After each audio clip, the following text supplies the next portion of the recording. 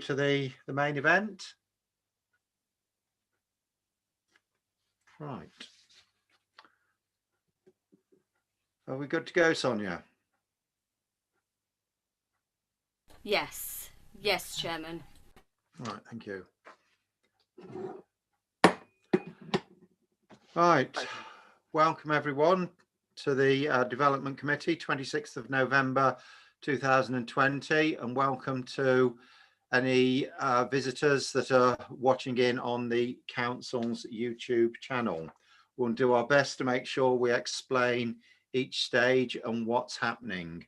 Members, please also remember to refer clearly to the sections of the report that you're talking to. Item 1 is apologies for absence. They've been received from Councillor Weston and Councillor Ianu.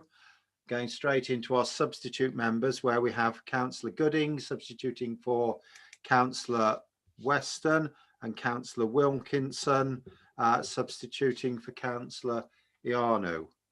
Looking round the screen of non-members attending, I see Councillor Wotton, Councillor Ianu, Councillor Rowe, Councillor Steptoe, Councillor Newport, Councillor Mrs Mason, Councillor Hoy. Is there anyone whose name I have missed? Right. Chairman, Councillor Cannell. Councillor Cannell. Thank you. Item 4 is to receive declarations of interest, please. If you're indicating with the blue hand, please. I'll start with Councillor Steptoe. Yes, thank you, Chairman. Declaring interest as County Councillor for the area of the application.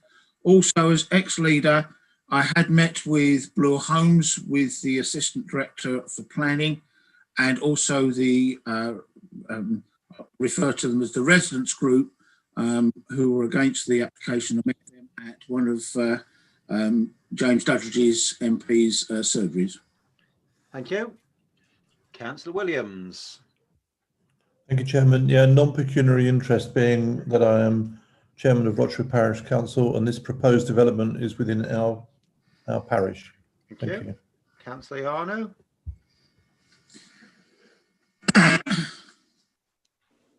Chairman, I've got an interest because I'm the ward councillor of Roch North and Rural, and also I had meetings with the Rochford supporters group. Okay, thank you. Councillor Mrs Shaw. Again, I'm ward councillor for Roch North and Rural, and at the beginning of this application, I also had meetings with the Rochford supporters group. Thank you. Councillor Gooding. Chairman, I'm just living just off of the area, and I don't know if that's a non-pecuniary interest or not.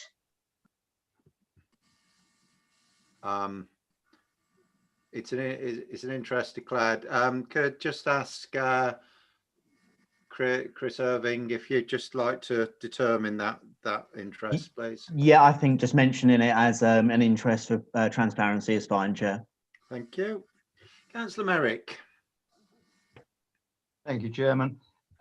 Just erring on the side of caution, I am acquainted with directors of AW Squire Limited and DW Squire Limited in a professional capacity in the past. Thank you. Councillor Newport.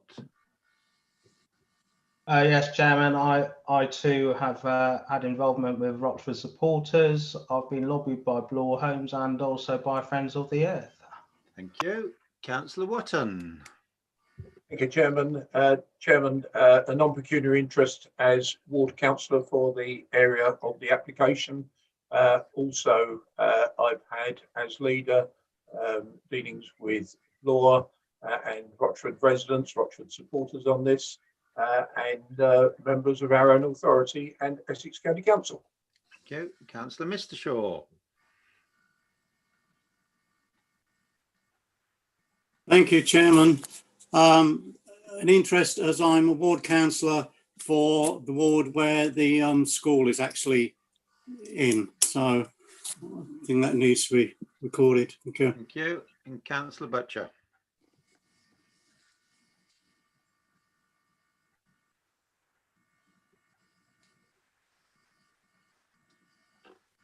Councillor Butcher, your hand went up. No. Can I just Sonia, are you able to confirm what's happened there?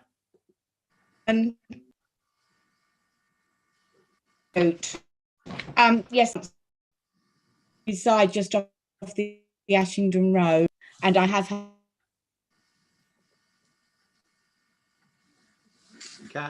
Councillor Butcher, you're showing as muted and not. Can you just take your time, because it's important that we're clear about this.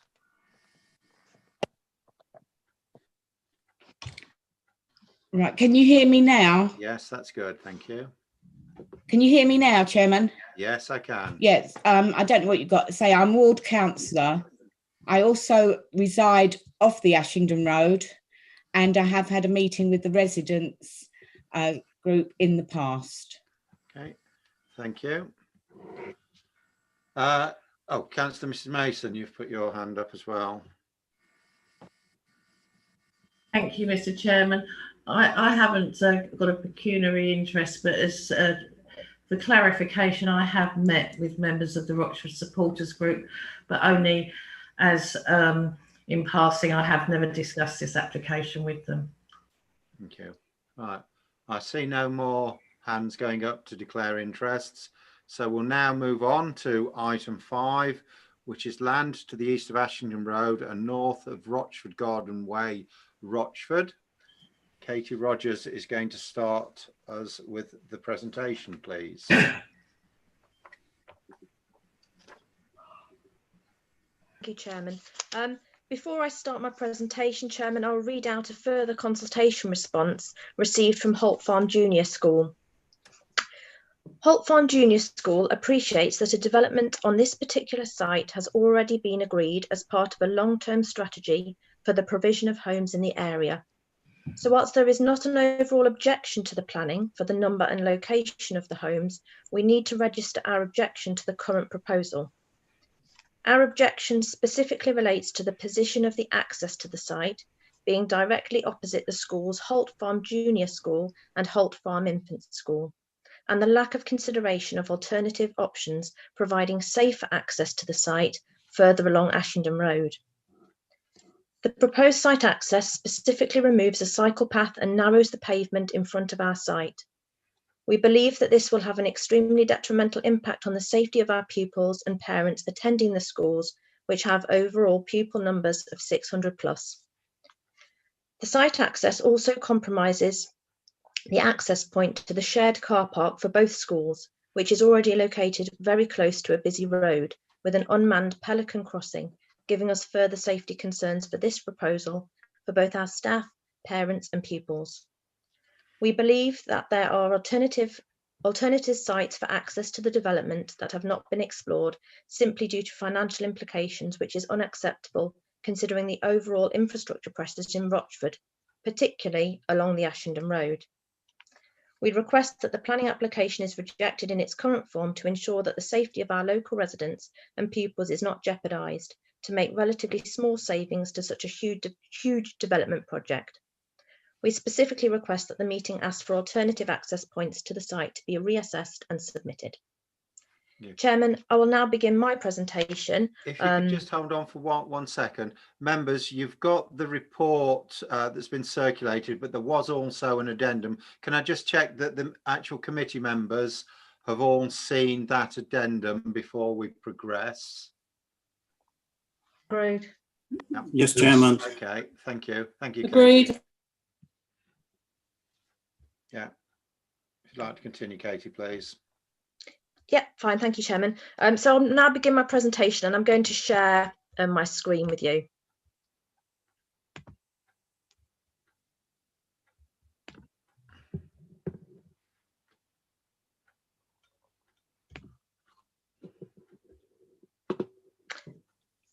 Members, this application relates to the site edged red on the plan on screen.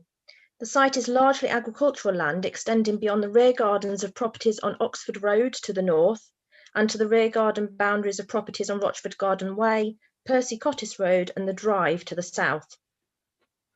The application site also borders the rear gardens of properties fronting Ashington Road to the west.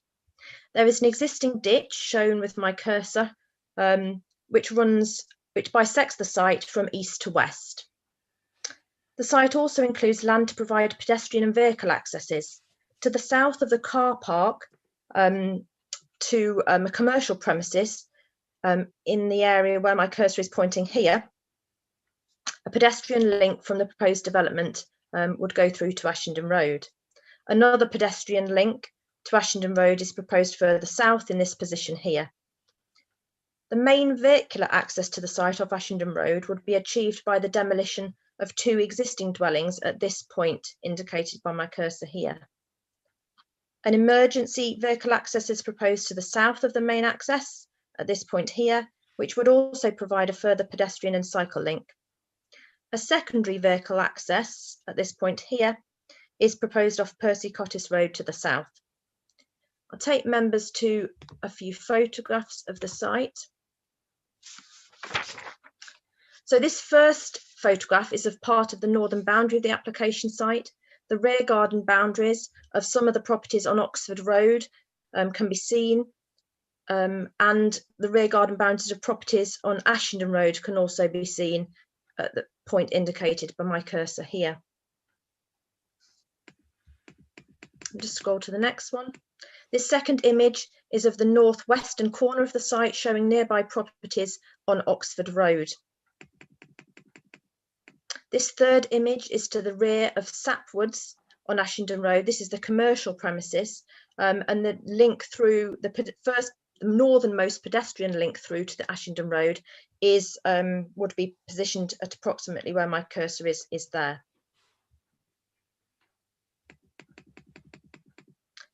This fourth image shows the wider application site looking south with the tree-lined ditch which runs across the site, visible in the distance. This fifth image is taken adjacent the western boundary, looking eastward and along the existing ditch that bisects the site. And finally, members, this final image is of the eastern boundary, so it's looking down the eastern boundary in a southerly direction, and it shows the rear gardens of some of the properties on Ashington Road. So I'll take members now to the site allocation plan, and in particular the policy SER 8 site allocation. The land shaded purple and forming the majority of the application site has been specifically identified by the council for residential development, and the principle of the proposed residential development has therefore been accepted. A small area of the application site in this eastern part here lies outside of the site allocation, i.e. outside of that area shown purple on the screen. This is an area which remains designated as green belt. In this part of the site, strategic open green space is proposed, which would be a use of land appropriate in the green belt. So on screen now is the proposed phasing plan. This application seeks outline planning permission for a total of 662 dwellings and a community building, with all reserved matters of scale, landscaping, layout, access and appearance to be determined in relation to phase 1. The phasing plan is shown on screen, and the phase 1 is all of the area coloured the pink colour. Phase 1, where essentially full planning permission is sought, includes the first residential development parcel in the southwestern area of the site, which is this area indicated by my cursor here. It also includes the secondary vehicular access of Percy Cottis Road to the south, and all of the strategic landscaped areas, including the eastern parkland, the east-west ditch, and an area of green space centrally positioned adjacent the northern boundary. In relation to phases 2 and 3, outline planning permission is sought, including only the matters of layout and access for determination at this stage.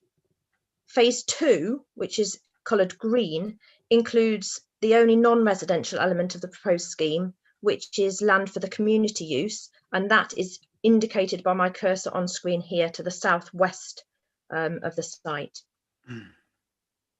So I'll take members now to the phase 1 layout plan. So within phase 1, a mix of detached, semi-detached, terraced and flatted housing is proposed.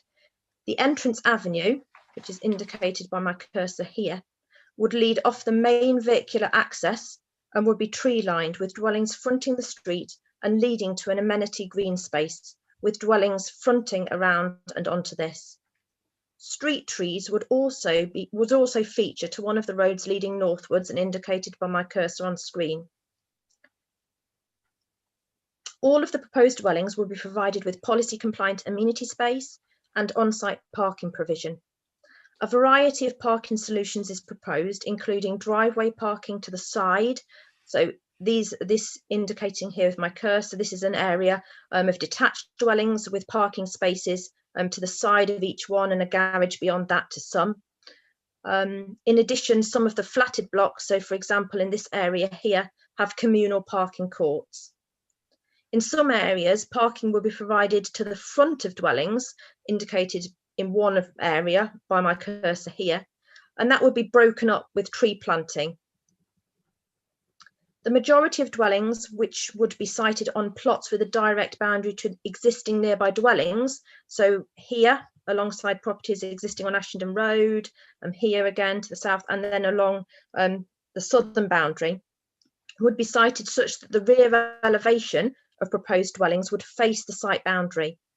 In most cases, an appropriate separation would be achieved to ensure impacts relating to overlooking and overshadowing would not cause unreasonable harm to the amenity of existing residents. If I take you to, sorry. Okay. So on screen now is the phase 2 and 3 layout plan. So the layout of phases 2 and 3 again proposes a mix of dwelling types. Detached dwellings are proposed, which in the main would front onto the proposed green spaces. So along this corridor here, all the dwellings would front on, as would the dwellings along the fronting along the eastern parkland space. There would be 2 vehicle crossings of the ditch. So one indicated here by my cursor and the other just further west here. And in addition, there would be 4 pedestrian crossing points indicated by the yellow arrows on the plan on screen. So that's here, and then here, here, and the furthest west one would be there. This would allow for good connectivity for pedestrians within the development. Allotments are proposed within the eastern open space to the eastern end of Oxford Road, indicated by my cursor on screen. A children's play space here, and BMX track just adjacent are proposed in the southern part of the eastern parkland. A pedestrian and cycle link would run the length of the eastern open space, indicated by my cursor, to allow link through for pedestrians to Oxford Road and the drive. Occupants of the site, as well as existing residents, would benefit from good pedestrian links to allow access on foot to a number of nearby facilities and amenities, including local primary schools. I'll take you to the street scenes plan. So the scale and appearance of dwellings proposed within phase 1 is also for determination in this application. The plan on screen shows a selection of street scenes proposed within phase 1. The street scene at the top of the screen, indicated by my cursor, shows a section of the eastern avenue of the entrance avenue, which would lead off the proposed vehicular access to the site off Ashington Road. The dwellings proposed are a mix of 2 and 2.5 storey, with traditional form incorporating pitched roofs and positioning of windows and doors, which would exhibit a strong degree of symmetry. A mix of render and brickwork facing materials are proposed. I just scroll down. So the street scene, second from the bottom, so this one indicated here by my cursor, includes the proposed larger 3-storey flatted block with use of contrasting facing materials to break up the elevations. The scheme would deliver the council's policy requirement for 35% of the dwellings to be affordable. In terms of appearance, the market and affordable properties proposed within phase 1 would be similar, with the same palette of facing materials to be used. The street scene second from the top, this one here, is a series of proposed market properties, whilst the bottom street scene on the screen is a series of largely affordable properties, save for this one at the end indicated by my cursor here. And in scale and appearance, these properties would be similar. On screen now is one of the street scene visuals that's been provided and contained within the submitted design code. This is an image looking towards the entrance avenue, indicated by my cursor there, which would link to Ashington Road from within the larger amenity green space proposed within phase 1. Houses would front this green space and be of 2.5 storey height to create a different character and sense of place to this part of the site. Overall, in terms of scale, layout, access, appearance and landscaping, it is considered that the proposed scheme would achieve good design in keeping with the character of the locality. As well as these detailed matters, other key matters are for consideration in the determination of this application, and that's set out in detail in the committee report. I'm going to take you back to this phase 2 and 3 layout plan to just go through some of those considerations. So this plan shows the layout of the whole site, including the strategic green spaces. In the south eastern corner of the site, members will note, indicated by my cursor, that 2 attenuation ponds are proposed. Surface water from the development parcels would flow into these ponds via a piped network, be stored and then discharged off-site at a controlled rate. In addition, a flood alleviation scheme is proposed as part of this application to address an existing surface water flood risk to parts of the site. The key features of the flood alleviation scheme include a proposed attenuation basin adjacent to the central part of the northern boundary, indicated by my cursor here, a ditch alongside this, along the western boundary of this, which would outfall to the existing ditch which bisects the site and runs east-west. These features would ensure that none of the proposed dwellings will be subject to unacceptable risk of surface water flooding. The proposed flood alleviation scheme would also reduce surface water flood risk to some existing nearby dwellings, particularly those downstream, so indicated by my cursor here. Go back to the phase 1 layout plan. And I'm just going to zoom into this plan.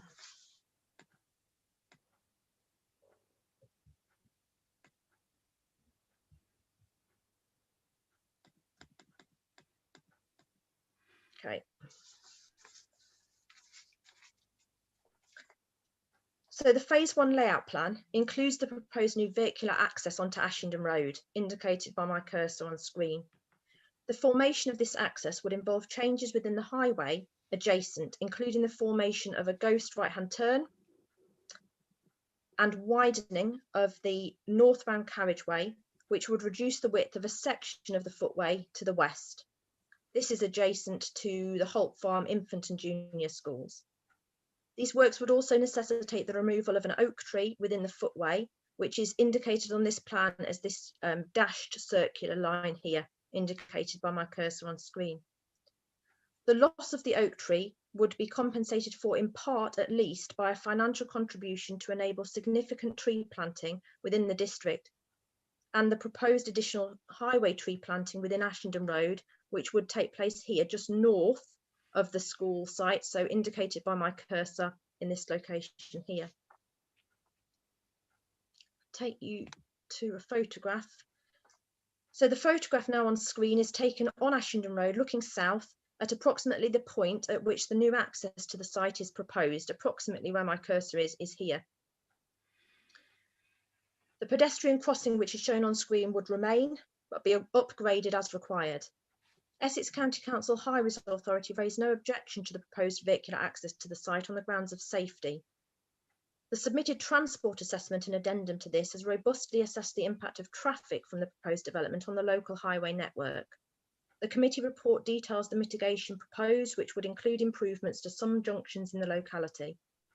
The report is also clear that some residual impact on the local highway network would remain, but Essex County Council Highways Authority do not consider that this impact would be severe. In addition to junction improvements that would be required of the developer, significant financial contributions towards public transport improvement and cycleway improvement would also be provided. Take you back to the phase 2 and 3 layout plan. Financial and other contributions will be provided to mitigate impact from the increased population, including relating to education provision, where contributions will be paid in relation to early years and childcare, primary and secondary education. The land within the site set aside for the community building, which is indicated by my cursor on screen, would initially be offered to the NHS for delivery of a new primary healthcare facility on site, in addition to a significant financial contribution towards this new infrastructure provision.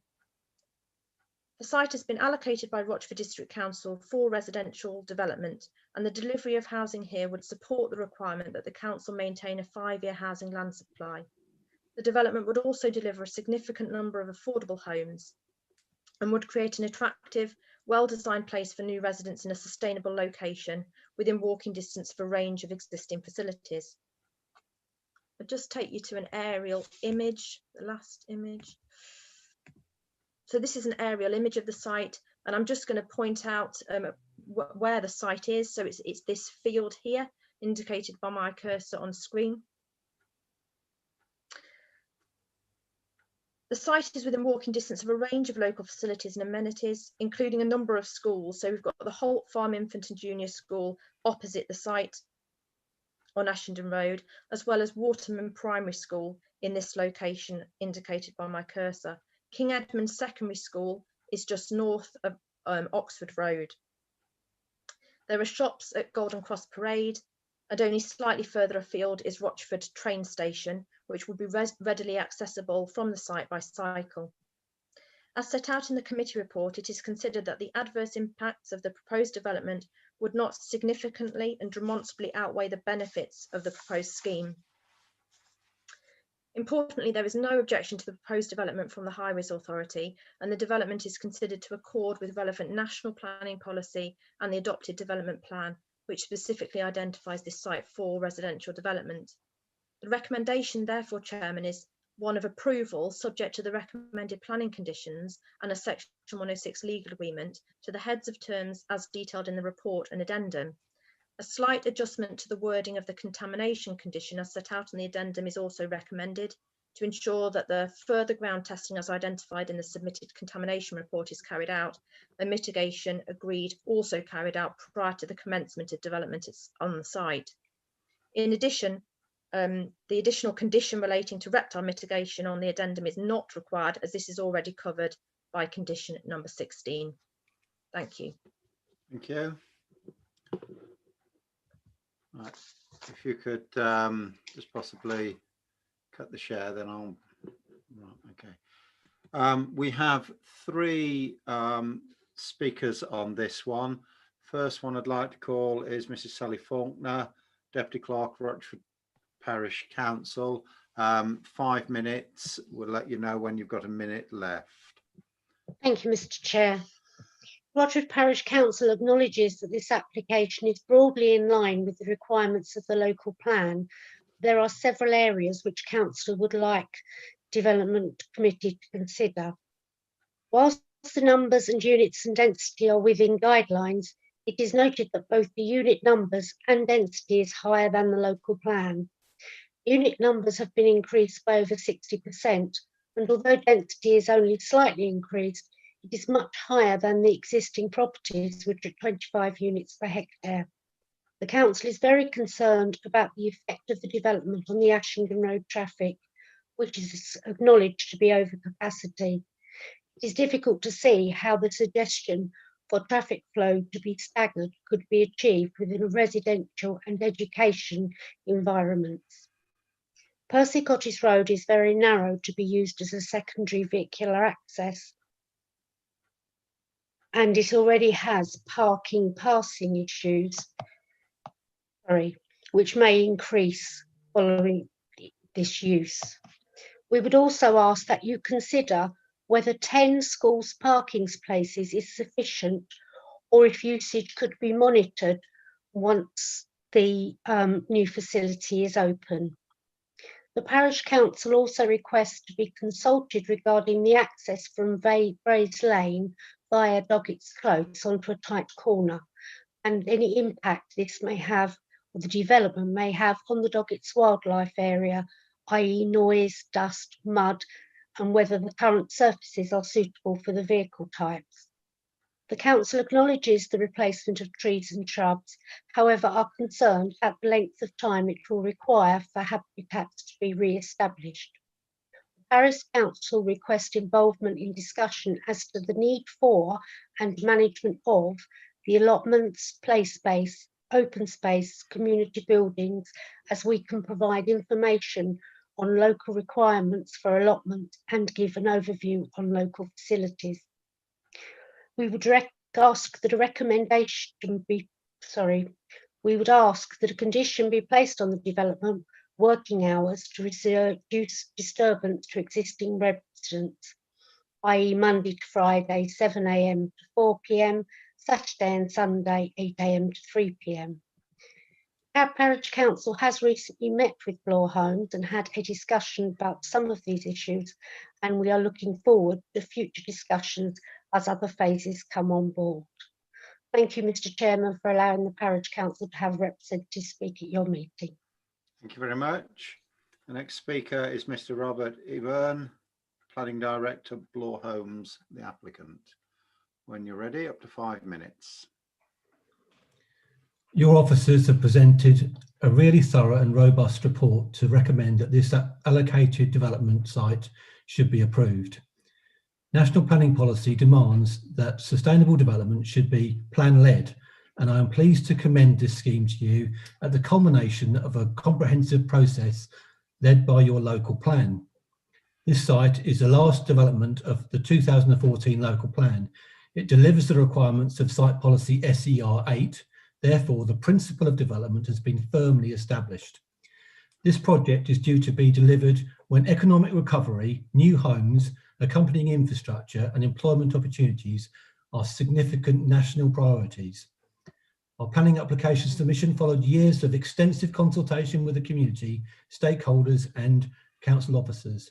The scheme presented to you today has the full support of statutory consultees.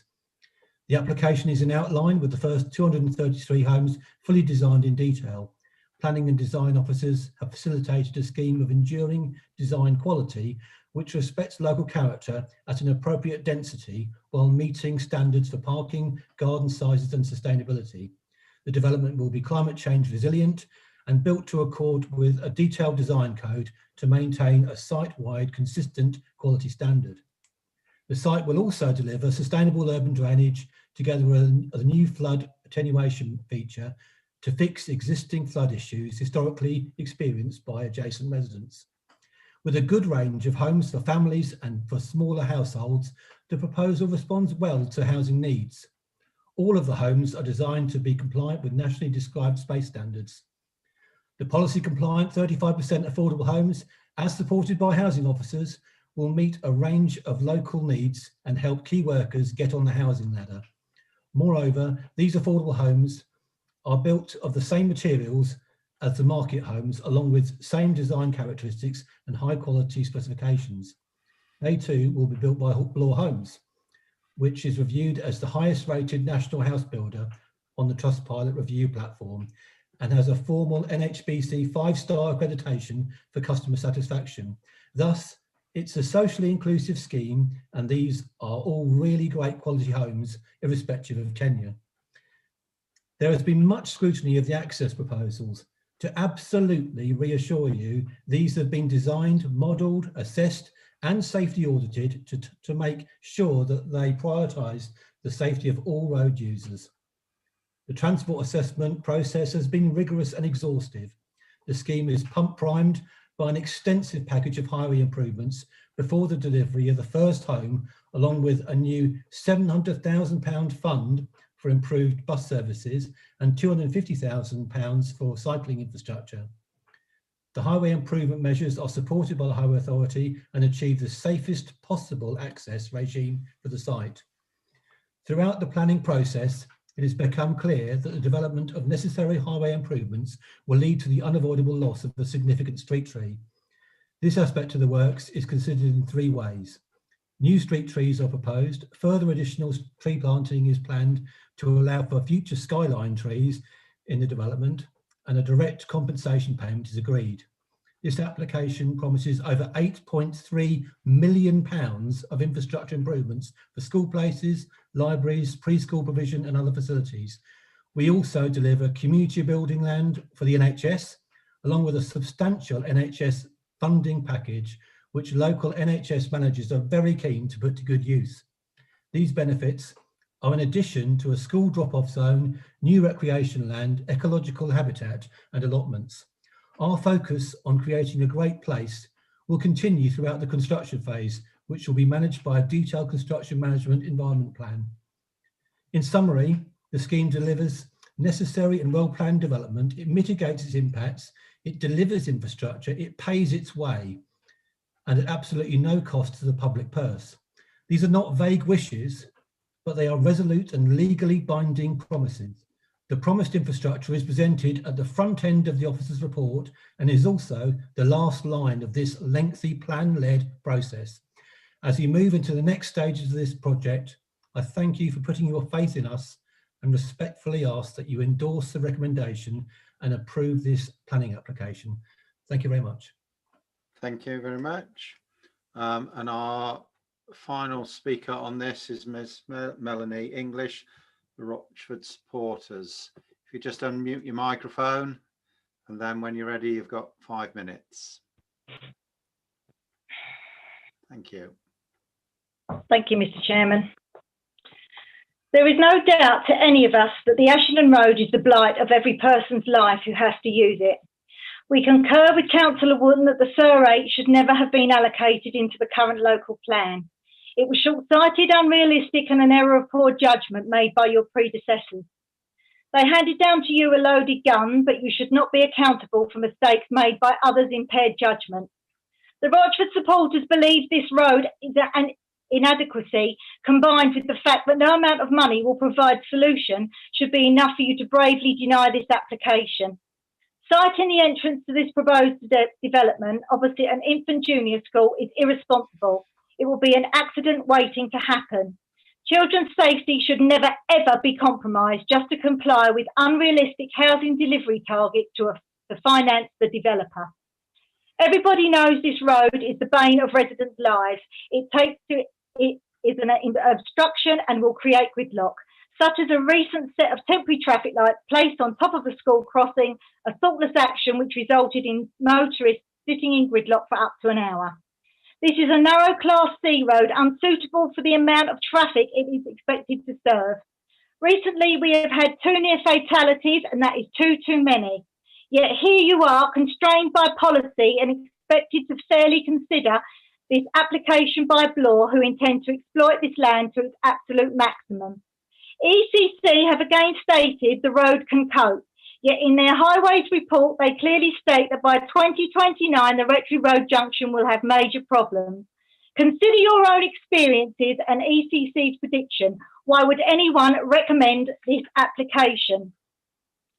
It is Bloor's intention to reverse recent changes made to the Rectory Road junction, which were made because of safety issues, and in return to its former design to ease traffic flow, which will once again put people's lives at risk. Some schools have declared that they are fully capacity. GP surgeries are required to take more patients, but this does not translate into a prompt appointment. ECC data is compiled using artificial computer-generated algorithms, which do not represent real life or real time. We only have to look at the recent GCSE and A-level fiasco, which used algorithms that did not work. A virtual world has the ability to make anything appear that everything is a perfect tick, but the reality does not represent boots on the ground, tires on tarmac, children in school places, or available GP appointments. For that, you need human eyes, ears, and brains. Yes, this is what is required of you to consider when judging this application. computer-generated pictures, statistics from Bloor and algorithms from ECC. This is a wrong development in the wrong place. In the event of this shocking and inappropriate overdevelopment going ahead in any form, then we must reluctantly touch on the subject of design and layout. Bloor has portrayed utopia, but the actuality will be very different from what is proposed. Take the 2.5-storey homes. These homes have 2 flights of stairs and 3 floors and are 3-storey and far too tall. They will dominate and overlook the main bungalows, which surround the sides of the perimeter and have been there for many years. Taller homes, smaller footprint. This is not about design, it's about quantity. More homes can be worked into the same space. It's an illusion intended to be deceptive. Affordable homes, which is in fact social housing. This is a slick marketing ploy, and very likely a lot of this type of housing will be bought up and out by town authorities on the open market, rather than 100% going to local people. Consideration to go now. Must be given to the siting of such homes rather than place them around the boundary. Councillors, we must put our faith and trust in your hands that you will do the right thing for your town and residents. This development is not the right thing. We hope your decision will take into consideration the far-reaching catastrophic impact that this will have on this area and the residents of years to come. A parting comment from Bloor when we voiced a concern in relation to the mountain bike track and likelihood of it being hijacked by groups of youth, Anthony Calvert said, "We can put another 100 homes on there if you prefer." We rest our case. This arrogant and greedy throwaway comment from Anthony Calvert. We do not mind which party runs this council, so as long as they do the town and the residents the best interest at the forefront. Right now, the residents are near breaking point because of this proposed development. Thank you. Right. Could I ask those non-members of the committee that wish to say anything to please indicate in the first instance, please? Thank you. I'll start with, there's a lot of hands. Councillor Wotton, please. Thank you, Chairman. I speak as one of the ward councillors for the area in which this development is planned, in opposition to the proposals. I speak on behalf of nearly all, if not all, of the 1,545 respondents to the 2 Rochford District Council consultations. Yes, to repeat, 1,545. I speak in support of the numerous representations set out in section 4 of the report, opposing this development, including from Rochford Parish Council, Canewdon Parish Council, Hawkwell Parish Council, Ashington Parish Council, Stanbridge Parish Council, Hagglesham Parish Council, and the Right Honourable Mark Francois MP. Chairman, we cannot all be wrong. There are many areas and aspects of concern, and whilst these are covered in the report before you this evening, in the very short time I have available, I will highlight and focus on just a few. I am concerned about overdevelopment. When I became aware of this site being allocated and adopted for residential development back in 2014, long before I was a councillor, frankly, I was surprised. There is no natural highway access to the site, given it is within an already densely populated area of the district and proximity to already highly congested roads. It feels the wrong area for yet more housing. The allocation is for 500 properties or thereabouts. We are looking tonight at an application for 662, over 30% more than the original allocation.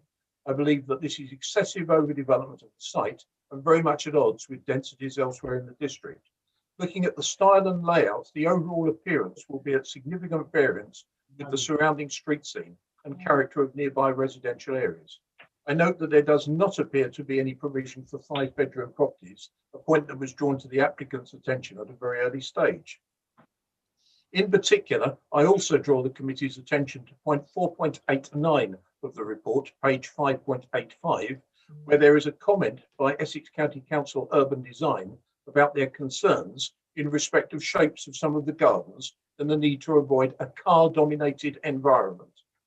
The style and type of development will inevitably appeal to families. There is no real explanation on how these requirements will be addressed to accommodate school places or medical facilities in the area which are already operating to capacity. Turning now to highways matters, everyone who lives and works in the area needs to use the Ashington Road regularly, knows what a significant artery it is. On a daily basis at potentially all times of the day, it can become heavily congested and the consequent delays it causes users in order to reach their destinations.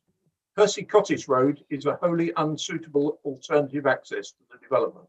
The Rochford Garden Way estate is well designed and attractive development, but with relatively narrow roads combined with on-street parking, navigating via Somerset Avenue or the drive back to Ashington Road will be difficult. With the likelihood that on average each property will have 2 cars, it is obvious to anyone that usage will contribute significantly to an already heavily congested road network. Acknowledged by Essex County Council highways experts, even before any further development takes place, to be over capacity and to have already reached a severe level by adding hundreds of additional road movements per day. I note the proposal talks about several changes to the road layout along Ashington Road. None of these actually address capacity. It is interesting to note that the Ashington Road Rectory Road junction will be changed back to a layout similar to that which existed previously and which was changed on County Highways recommendations a couple of years ago on grounds of safety. That defies logic to me. A requirement is to model and create a junction along Ashington Road which forms the main access to the development in the immediate vicinity of Holt Farm School, covered at 3.111, page 5.49. In essence, this requires the removal of an attractive and very old tree subject to a preservation order, which is objected to by the RDC arboriculturalist, see point 4.35. It also reduces the pavement width immediately outside of the school to minimum standard, as pointed out by Essex County Council Growth and Development Team in points 4.54 and 4.55 of the report. This element of the proposal alone is quite disturbing, as it will create a complex road layout directly opposite Holt Farm Primary School.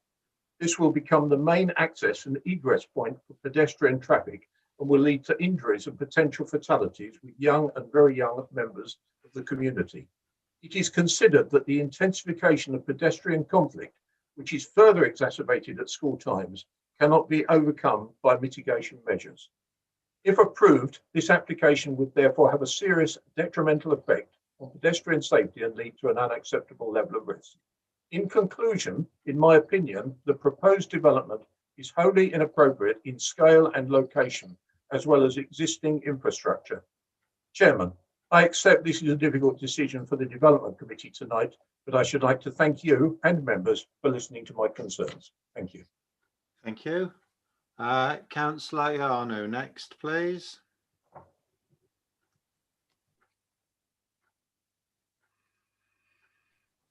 Thank you, Chair. Chairman, members, Rochford District officers and residents. As the Independent Council for Roche North and Rural, I'm here this evening to present the residents of my ward in reference to the planning application.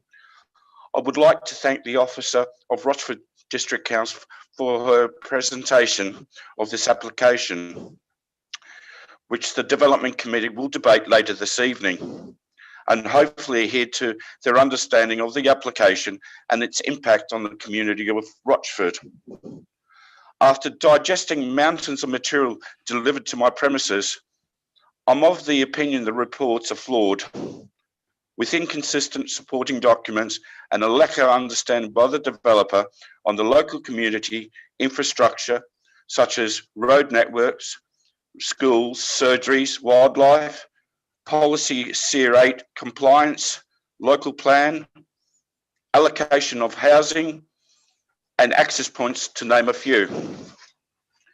Regarding the road network, the developer intends to provide monitoring injections into the road network by upgrading locations near the questioned site, a couple of roundabouts, local traffic measures, to name a few. The developer has not considered the impact on the wider road network, namely smaller roads serving all locations which cannot be widened. Ashington, which is the potential meaning that the traffic can only travel in one direction, west, That is via the A127 or via Hockley and Rayleigh, which are both already struggling with capacity. The TA in the application report acknowledges that the road network is at capacity and that the roundabout at Hall Road and Ashton Road by the railway station cannot be upgraded and will not cope with the increase in traffic. The introduction of more buses into the already congested network will also cause mayhem to the local community and is a sweetener to the development committee. Regarding access points, the proposed second access point via Percy Cottage Road is not fit for purpose to sustain the additional traffic from the proposed site. And since it's a small road, it has minimal scope to be expanded. The developer proposed an access point opposite Holt Farm School, which leads onto Ashton Road, is an accident waiting to happen. No consideration has been prepared to accommodate the safety of the children at Holt Farm, St. Teresa's, Kidden Edmonds, and the general community. The developer fails to understand that 10 parking bays will not be sufficient. As a normal school run, there are in excess of 10 cars delivering children to the schools in the morning and afternoon, which again will create a gridlock on Ashton Road. Regarding the outside scope of SEER 8, the initial land allocation was for 500 homes to be contained within SEER 8. This application is for 662 homes. And the leisure parts of the development plus allotments and etc. will fall outside the SEER 8 onto Greenbelt land. This is only happening now to uplift the number of units built. Regarding the local plan, SEER 8 was allocated in the local plan and adopted in 2014, some 6 years ago. To my knowledge, there has been any review of this plan since 2014, which is appalling for Rochford community. The allocation in 2014 has 500 homes, not 662 homes. Regarding the C8 compliance, the policy 8.3 states that an uplift of 5% can be applied if certain conditions are fulfilled. The council cannot demonstrate a 5-year land supply for housing. There is insufficient land locally for development. The council can demonstrate a 4.9-year land supply, which equates to 4 years, 10 months, 24 days, which is therefore contentious, which since the council cannot demonstrate any lack of land locally for development, therefore CA is non-compliant. In conclusion, points that I've raised this evening shows that the developer has a lack of understanding of Rochford area and the community on the aspects of road networks, access points, the local plan, SEER 8 compliance. Now, Councillor Arno. Okay. So I implore that the development committee to reject the application. Thank you. Councillor Rowe, next, please. Thank you, Chairman. Whether we like it or not, all planning authorities are responsible for providing sites for homes, as we all know that this site is an allocated site. However, for me, 660 homes is overdevelopment, not to mention my concerns in relation to the school. I work with young children, and for those of us lucky to have children, we all know they can be very impulsive at times. The main access is leaving us wide open for serious accidents and possibly fatalities on an already busy road. I have concerns that Essex County Council think that there's no safety issues and, as usual, never object to anything. Thank you. Thank you. Councillor Steptoe, next, please. Thank you, Chairman. Just before I start, could you ask the officer if they could put the picture up of the Pelican Crossing that she showed? If you want to start talking as this goes up, please. Thank you. I'll start my presentation. Although the principle of planning on this particular site has been established. It was back in 2014 that this was part of the core strategy. And of course, any assessments would have been prior to that in 2012, 2013. And nothing has changed. Well, nothing has been updated since then. I also accept the fact that the Highways Department, with the proposed access to the site, have to look at it as presented, and of course they will comment on that. But that does not necessarily mean that it's the right place to have the access. Access to the site, in principle, was meant to be up towards the Sapwoods area. There's a much larger area there where the site could have an access, and a proper junction be put into place well away from the schools. To pick on a place to put a junction such as this outside a school, I don't think you could find a worse place. I would like to point out, looking at the photograph that you have there, there you can see the tree on the right-hand side, which will be removed, and the pavement. Why on earth, if they're going to have this development, why was not the road widening to the left of the picture, where there is an access road? I do not understand why they had to do that. There is no reason, I can hear of no reason why. Also, as well, it would be quite a simple operation to put a proper drop-off and pick-up point along where that service road is currently, and in top of the 10 places. We have to remember that the road network that we're talking about here was laid out in medieval times. It is not a new road network. The only changes to the road network in Rochford since then was the Hall Road, which was put in as a toll road in the 1800s, and Bradley Way, which was to bypass the town centre, which was around about the 60s or 70s. There has been no change in the road network in Rochford since medieval times. The access to Percy Cottage Road has already been mentioned several times. It is totally inappropriate. Where it looks on paper, it looks like a good idea, but in reality, it is not. If they are going to have the site, then something needs to be done about that particular access.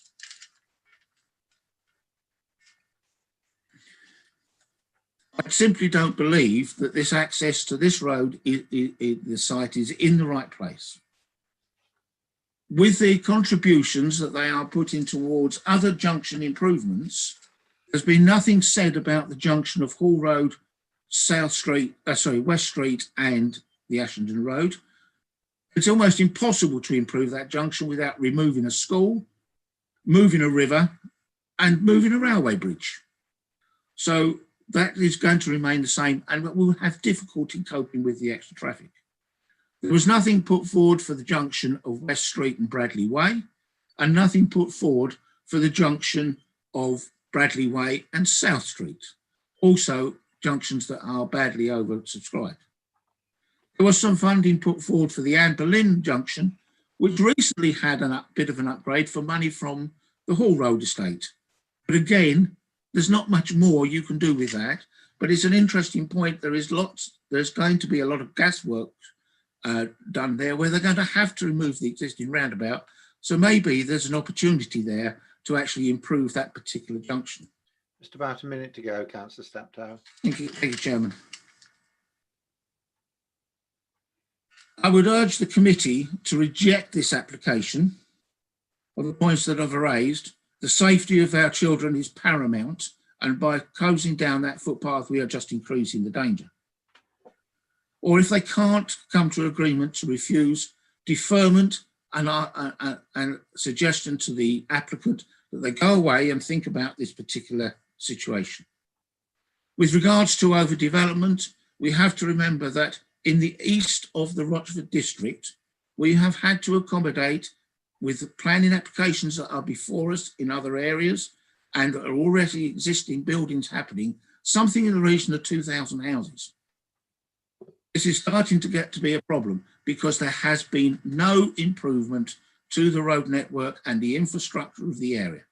If you could draw to a close, please. I cannot believe. So I urge the committee to either reject this application or at best defer it so they can go away and think about it again. Thank you very much. Next, Councillor Hoy, please. Thank you, Chairman. Sorry, my video is playing up there. Yeah, thank you. I will be as brief as possible. I would try not to repeat what everyone has already said. I do have problems with this application, as you probably expect. I see many of the problems with this application that we've seen with all of the other large applications within the district, and particularly with regard to the inspector removing the 5% cap on buildings, the quantity of buildings. I think one of the main problems at present, if we look at the detail of the application, is around the new access point. This, and I'm bumbling around looking for the point I need, found it. I just want to draw your attention to paragraph 4.54, which straddles pages 5.74 and 5.75. If you're looking online, as I am, it's 75 of 111 pages. This is the response from the Essex County Council Growth and Development Team. I'm going to read you the full paragraph because I think it's quite important. It relates to the Ashington Road junction opposite Holt Farm Schools, the new junction they're going to put in. A number of comments and recommendations are made. Main concern relates to the proposed location of the main access egress into the site outside Holt Farm Schools from the south along the south through the development of a dedicated right turn lane on Ashington Road. We appreciate that the applicant has undertaken pre-application engagement with the ECC as the Highway Authority for Rochester District. However, we are not convinced that the proposals external to the development site, but within the application boundary, align effectively with the National Planning Policy Framework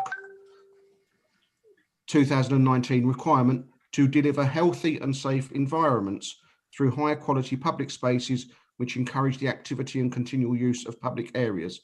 Now, this is clearly relating to the narrowing of the path outside Holt Farm Schools from 6 metres to 3 metres, to removing the current cycle path and making it a shared cycle path, which are troublesome. I know we have one in Holbridge, and the problems that is going to cause, the reduction in size. I think councillors should very much bear this in mind when they're looking at this. This is a consultee responding to report, and this is echoing and backing up comments made by councillors already about this junction, and I believe by Melanie English as well.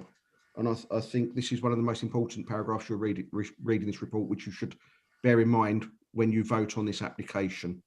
Further to that, I would just like a question answered, if I may, from the officers, and I would like this. I know we don't always get questions answered as visiting members. No, you won't get a question answered, I'm afraid. But I think it's very relevant that we actually know what's happened to the youth space. It's quite clear in the local plan that there is supposed to be youth facilities which can be indoor and outdoor, but all I can read in the report is about a community space being for the NHS potentially. I have seen nothing for youth facilities at all, beyond the possibility they may be there. I would like councillors also to bear that in mind, that if they are voting for this today, where are the youth facilities? Thank you. Thank you. Councillor Newport, please.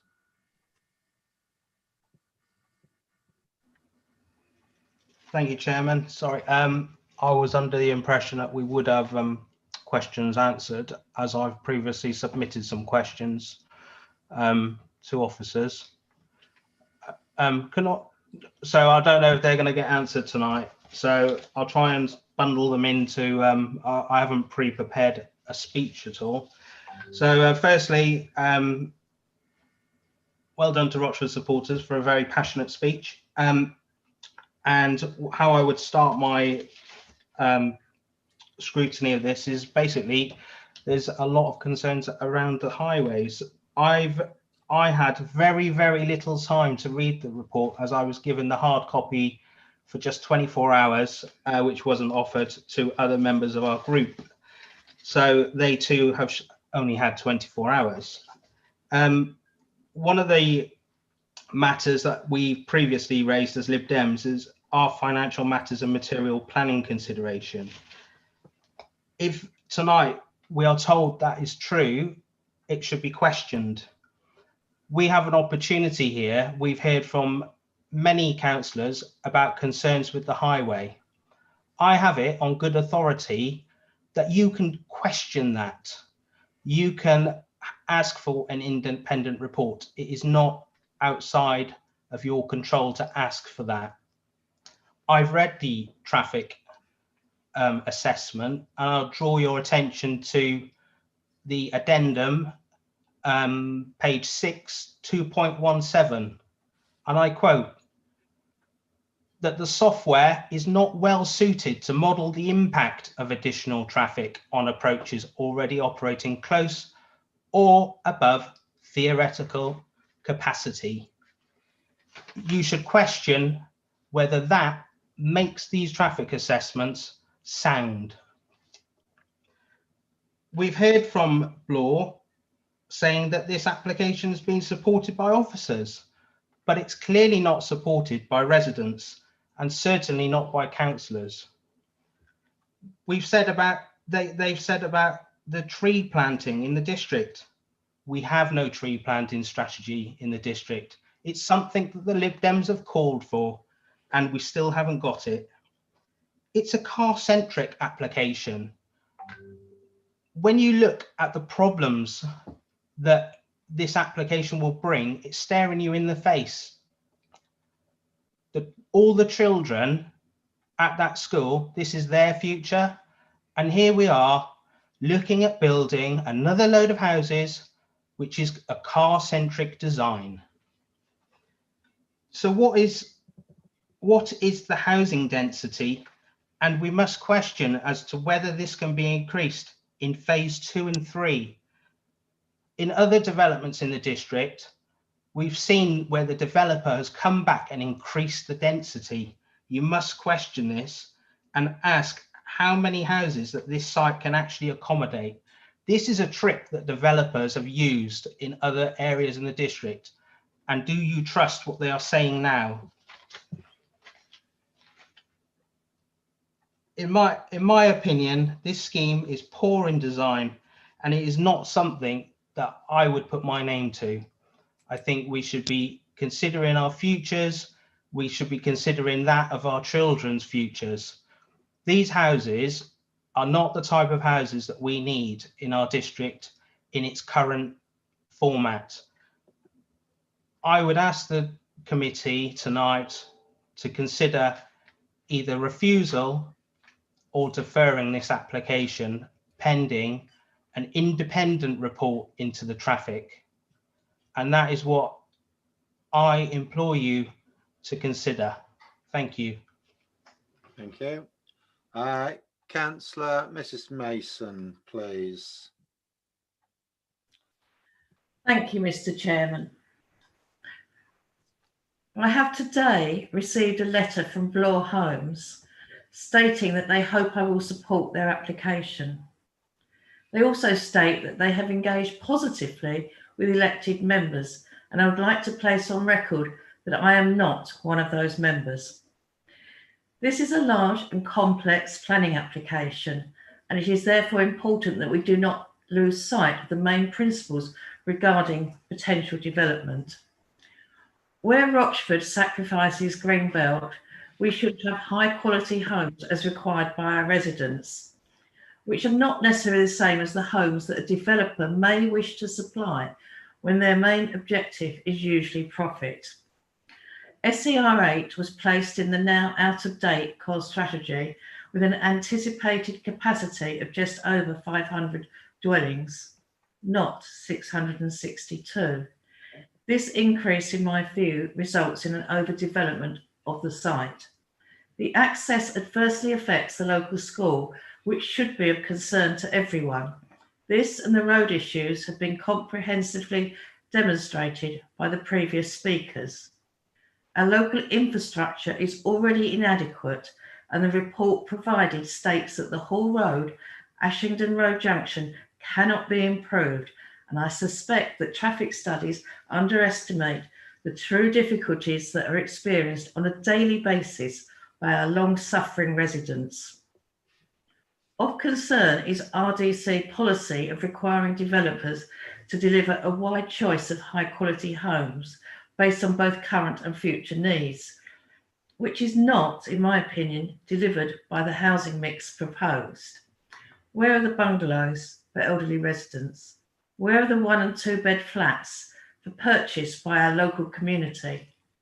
Noticeable in their absence.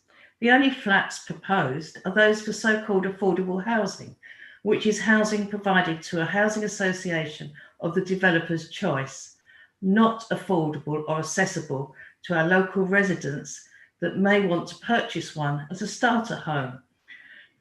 Another policy that is apparently ignored is the one of tenure-blind affordable, also known as social, housing. The documents state that the affordable homes are tenure-blind. They are not. It is not tenure-blind if affordable housing is allocated flats and none are placed on the open market. It is not tenure-blind if affordable houses have parking spaces as opposed to garages provided for marketed properties. It is not tenure-blind if affordable houses are in terraces, but the marketed ones are not. Neither are the affordable homes pepper-potted, as our policy requires, but clustered, which can lead to future social problems. We should not be treating our residents in need of social housing as second-class citizens, nor should we be denying choice to potential market purchasers. 2 house styles on the plans provided show flat room dormers, again, against policy. Another concern is the regrettable increasingly common practice of planners putting in a 3-storey building and describing them as 2.5. It's misleading, and apart from recent years, it's not characteristic to the area. One worrying factor that seems to be glossed over, and this refers to the Section 106 proposals, is that the proposal includes a management company to maintain and oversee public open spaces and the surface water drainage system at residents' costs on top of their purchase price or rent and council tax. This is a hidden burden and one that should not be passed on to residents, but covered by council tax, and Rochford District Council should obtain a realistic amount from the developer under the Section 106 so that new residents are not treated differently to those on older estates. Just about a minute to go, Mrs. Mason. Thank you. Unfortunately, what many purchasers don't realise, these amounts are not capped. As SERA is regrettably in our local plan, we have to consider it as a potential building site. Yet I would ask members to consider the concerns expressed over traffic, the proposed access, housing allocations and design, the problem of passing future uncontrolled management costs onto residents. All this should show that this application should be at best refused, but if it is felt that all the concerns that will be raised can be resolved, at least deferred. Personally, in its present form, I would prefer refusal. Thank you, Mr. Chairman. Thank you. And the final one of our visiting members, Councillor Cannell. Thank you, Chair. Members, Ashington Road was not designed for the volume of traffic it currently receives and often severely struggles during peak periods. Speaking with local residents has made it very clear that they are worried about the impact of an additional 600 plus vehicles will have on traffic congestion and air quality. As the councillor for Downhall and Roarth, this is a concern I'm used to discussing, and for that reason I often start my reviews of Development Committee reports at the infrastructure section. I was happy to read this application's report contains an acknowledgement of current and future challenges on Ashington Road, as well as measures to mitigate against them such as the Section 278 agreement for improvements to 2 key roundabouts and Percy Cutters Road. It was, however, very concerning to read the Transport Assessment Addendum, item 3.98, page 5.47 of the report you are considering. This item focuses on the remodel of the road junction capacity analysis requested by Essex Highways, and concludes that several arms of the Ashington Road, Hall Road, West Street junction are predicted to operate above practical and/or theoretical capacity, and it is identified that the traffic from the development would add to this, increasing queuing and delay. It also concludes that no junction improvements are possible here. It is disappointing and perplexing, therefore, that Essex County Council Highways have no objections to this proposal. I object to this proposal. I believe this application to be overdevelopment at 162 units more than the 2014 allocation plan sites, and it will clearly cause further stress to an already failing local road network.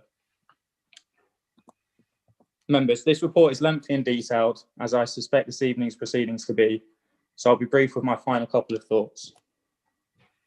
Plans for cycle paths in the proposal are keenly noted, and I hope this trend continues and moves us towards a fully connected cycling network in Rochford. Condition 18 is also welcome, as our river and sea boundaries make certain parts of the district susceptible to flooding, including parts of Rochford town, as shown by previous events on Oxford Road, Spencer Road and Bourne Close. Development of additional housing should not pose further challenge or risk to existing residents' homes, families or health. Thank you, Chair. Thank you very much. That concludes the input from our visiting members. So now we go on to the Development Committee. So again, please raise your hand if you're wanting to take part. There's a lot of speakers tonight. I'm conscious that we have a proper discussion, but please do ensure that you raise all your points when you get your opportunity. And I will ask you members not to go beyond 5 minutes in whatever you're saying. So we'll start, please, with Councillor Gooding. Thank you, Chairman. Item 5.3, which refers to the off-site highway, the 2-lane entries and changes made to the road markings, in particular with Ashington Road and Rectory Road. This junction was deemed necessary by Essex County Council Highways to alter the junction only a couple of years ago and to improve safety measures. By taking out the 2 lanes from Rectory Road to doing this, reversing the same action, it seems to me that it's not the safety of the pedestrians that is being considered here, but more the decision to suit the development. Can I just stop you for a second, Councillor Gooding? In my opinion. Can I just stop you for 1 minute? We've lost Councillor Wilkinson, and this is, if he's lost and we continue, he'll disbar himself from the meeting. But I can't hold up the meeting. So just giving him a moment. Okay, do you want to continue, Councillor Gooding? Yes, so likewise with the Ashington Road junction with the West Street and Hall Road, which has already been mentioned, I acknowledge that, but no development improvements are planned. I see the area is already a bottleneck, becoming further gridlocked as the increase of dwellings become inhabited, and residents with 2 cars per household can potentially increase the current use by another 1,200 vehicles at least. On page 549, 3.111 refers to the right-hand turn and the junction leading off Ashington Road, opposite Holt Farm School. I note there's some changes, which is not only the carriageway, but the footway will be. My concern is for the parents and the children, which are required by law to attend the 6 schools whereby Ashington Road is their main route. The 6 schools have 1,640 students and approximately 1,000 parents travelling along the Ashington Road. These figures do not include the 13 feeder nurseries, which will add to the 2,640 already accessing this road. The proposal to narrow the footpath outside Holt Farm School, where I'm advised up to 1,000 parents and children would need to access this footpath, which is proposed to be reduced to the minimum width, is, in my opinion, a poor option and potentially an accident waiting to happen, having an adverse impact on the existing infrastructure. In addition to this, I refer to the item 5 3.77, where the allocated parking facilities for the school, with 500 children attending Holt Farm School alone, there clearly is insufficient parking. All these items need to be considered as far as I'm concerned before I could support this. So I would recommend a deferment or a refusal. Thank you. Councillor Mrs. Shaw, please. Thank you, Chairman. One point before I speak on this application, I'm disappointed some members have made this it's political. It's not. We should have the interests of our residents at heart. I'm an associate member of the RTPI, and we get various documents coming in regarding planning. The construction, and I have difficulty understanding why we have the construction of a junction serving around 600 plus houses, which will be directly opposite the Holt Farm schools. Young pedestrians will be using this road, and I feel there is a potential for accidents, as there will be an increase of pedestrians at school times. I know this has been covered by other members, but as a ward councillor, I feel that I have to say this. If approved, this would have a serious effect on pedestrian safety. Children don't look at times, they just run, and they can run across this fatality is going to happen. Also, if you refer to chapter 12 of the NPPF, National Planning Policy Framework, achieving well-designed places, these designs fail to have any relationship with existing developments within the area. Councillor Michael Hoy actually came on to the next one, page 5.2, item 6.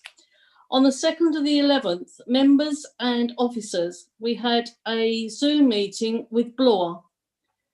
We were told the overspill of parents using the school for parking would be in a community centre, which I can't see that happening. But now the community centre's disappeared, and we've now got an NHS dwelling going to be put up there.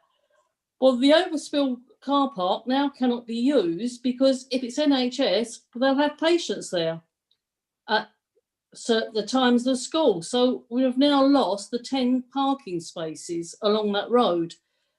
As most of us do, we use this road on a daily basis, and you can have at least 20 to 30 cars on the slip road dropping off their children. These are young children.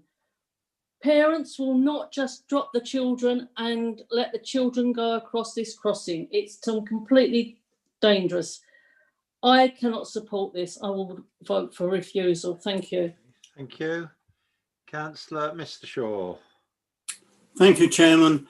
A number of the points I was going to raise have been covered by other councillors, but I would, item 5.45 on page 5.74, I would extend that points through to page 5.75 and items 4.61. It covers a lot of items that haven't been brought up and haven't been discussed. Item 3.52, page 5.45, is Ashington Road, Dailies Road and Roach Avenue Junction. This identifies that the road will be widened both ways in Ashington Road coming to the roundabout to make this a 2-lane entry, and also there'll be modifications to Dailies Road to make that a 2-lane entry.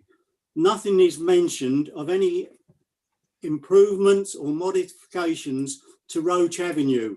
There's been a number of accidents there because of a blind spot on that corner. Also, there is no mention of what's going to happen to the two bus stops along Ashington Road, which are just prior to the roundabout, which will obviously be affected if the road is widened. Item 3.109, page 5.49, is the secondary access development of into Perty Cottis. It states that there would be a link across from Ashton. This would link up across to Ashton Road. The route would be convoluted so that such an extended that the rat run would not likely result. If you create a rat run, you get a rat run. Item 3.244, page 74 of the local plan states arrangements of roads on site should be that it would not facilitate the creation of a through route between Ashington Road, the Drive and Percy Cottis. What you're being given now is it's going to, even though it's convoluting, there's going to be a through route. Percy Cottis Road is a very narrow road. It is stated that it is going to be widened, but it may be widened, but it goes down to Somerset Avenue, which is a narrow road itself. It is also blocked with excess street parking, which makes navigation a lot harder. If you get to the T-junction, you turn right, you end up back on Ashington Road, just prior to the junction with Daly's Road. If you turn left, you go down to the Drive, turn right and right, you come to a roundabout, again, you turn right, you end up at Ashington Road. You turn left up North Street, you then send all the traffic through the town. There is not, the infrastructure will not take all this traffic. It has also been mentioned about the 10 drop-off points. They're not drop-off points. If anybody knows the school now, parents arrive at the road there already an hour to an hour and a half before the school closes so they can pick up their children. This is going to happen already. Also, just about a minute to go. Thank you. I would also like to draw attention to 4.119 on page 5.94, Essex Police. They state the MPPF promotes pre-planning consultation. There has been no planning consultation with the police. Thank you, Chairman. Thank you. Next, it's going to be Councillor Wilkinson. Councillor Wilkinson, you did disappear for a period of time, which could cause a problem with your participation. However, there is an amount of repetition, so we'll allow this time. But please don't disappear. I apologise. I actually thought I'd turn my video off, Chairman. Sorry, I need to go to the toilet. I do apologise. I'm so sorry. Chairman, members, thank you. I have to say, the passion with which I've heard people speaking tonight has been amazing. We've heard from the 3 ward councillors, the area, who've represented their residents fantastically. We've had a very interesting and very informative history lesson from Councillor Steptoe. And that's really interesting to hear about the history of the road network. I sympathise with absolutely everything that's been said tonight, and I'm not going to repeat most of it at all, in actual fact. I'll say where my concerns with this are. Let's start with the road network. Something that Councillor Ioannou alluded to. I think a lot of people forget that Rochford District geographically sits on a peninsula. You can't go north, you can't go east. You can go south to Southend if you want to go shopping, but predominantly everybody goes west. So that means that everybody comes past Hockley, Holbridge, Rayleigh. There's only 2 main access routes. And we've got 3 large developments already between this proposed development and the outside world, and that's Raworth, Holbridge and Hall Road. And we're now talking about adding another 600 odd houses to that. And I think it's just, there's no way that not just the Ashington Road and the network around there, our network full stop can't cope with this. It can't cope with any more at all. And I think that, you know, with I'm not going to go over the other things that other people have said because they've all spoken at the junctions already. The Ashington Road is no way that it's going to cope with what's been proposed. Secondly, Chairman, the access points, it's just not acceptable for the reasons we've already spoken about. Percy Cottage Road is too small, and it cannot happen outside Holt Farm School on the basis of safety, amongst other things. That just can't happen. What concerns me is that this is outside of the scope of SCR 8. Why it's been the uplift from 500 to 662. Our policy SCR 8 says an uplift of 5% can be applied in certain circumstances. If it can demonstrate a 5-year land supply, cannot demonstrate a 5-year land supply. Well, we've got 4.9 years, so I think we're splitting hairs there. And if the council cannot demonstrate any lack of land locally, which of course it can. So this is not compliant with SCR 8 in any way, shape or form. The density of the dwellings is supposed to be, the local plan allows for 30 dwellings per hectare. Paragraph 3.22 of the report says that this proposal is 33.1 dwellings per hectare. The other thing I'd like to draw members' attention to, Chairman, is the actual local plan itself, which has been alluded to by several members, and quite rightly so. This is a piece of land that's designated within the 2014 local plan, which would have taken a number of years before that.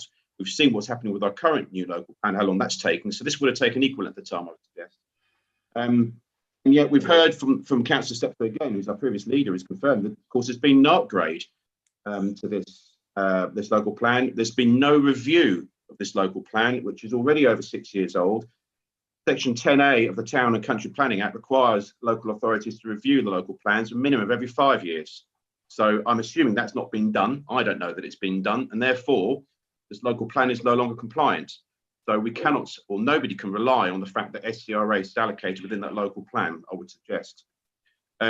Chairman, I've heard everybody speaking tonight, and I'm not going to support this. And in actual fact, Chairman, I wish to move a motion of refusal on the grounds of overdevelopment of the application site. It's not SCR8 compliant. The local plan is not valid anymore, and the local highway network is not sufficient for this amount of traffic. Which sections of policy that needs to be recorded in, Chairman, for Katie, I'm not sure, but those were the grounds for me moving a motion for refusal. Thank you, Councillor Wilkinson.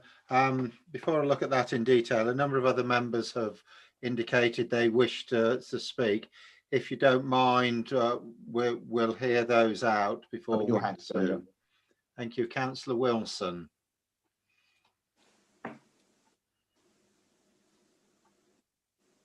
Councillor Wilson.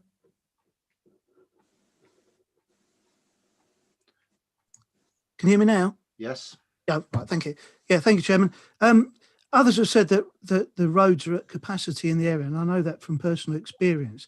And others have rightly focused on the road safety of children. But I've got a particular concern, which is to do with the pollution along this road.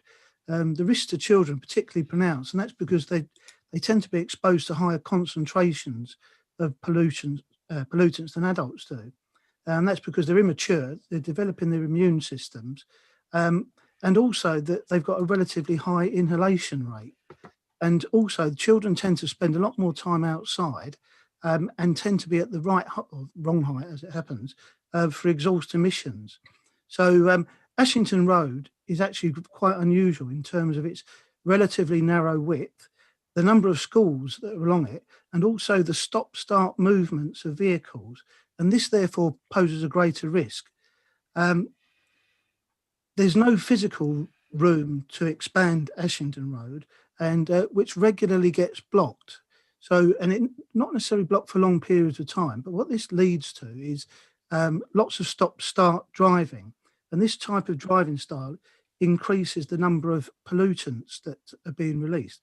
What's been noticed is that as time goes on, the nitrogen dioxide emissions are going down, but emissions from particulates from car tyres and from brake systems is going up. And on Ashington Road, this road itself is a prime candidate for that style of driving, unfortunately. Picking up something that Councillor Newport said, and it's to do with the modelling. I've been involved in modelling myself before, and models tend to try to simplify the real world. They're not actually infallible. They're not there to say exactly what's going on. They simplify. And within the Transport Assessment Addendum, paragraph 2.17, and within the addendum to the Air Quality Assessment, paragraphs 2.19 and 2.20, they both acknowledge that the models are not infallible. And I would go along with Councillor Newport's view, which is that we perhaps need a second independent assessment of this. The reports tend to err on the side of optimism. They tend to underestimate the risk to children. And some of this is to do with the methodology of obtaining the measurements of the pollutants. The systems that have been used within the report are the diffusion tubes, and the diffusion tubes give an average. And what this means is that it doesn't take into account the peak build-up of pollutants along Ashington Road. So as parents are walking their children to school, if there are lots of vehicles starting along there, the amount of pollution goes up.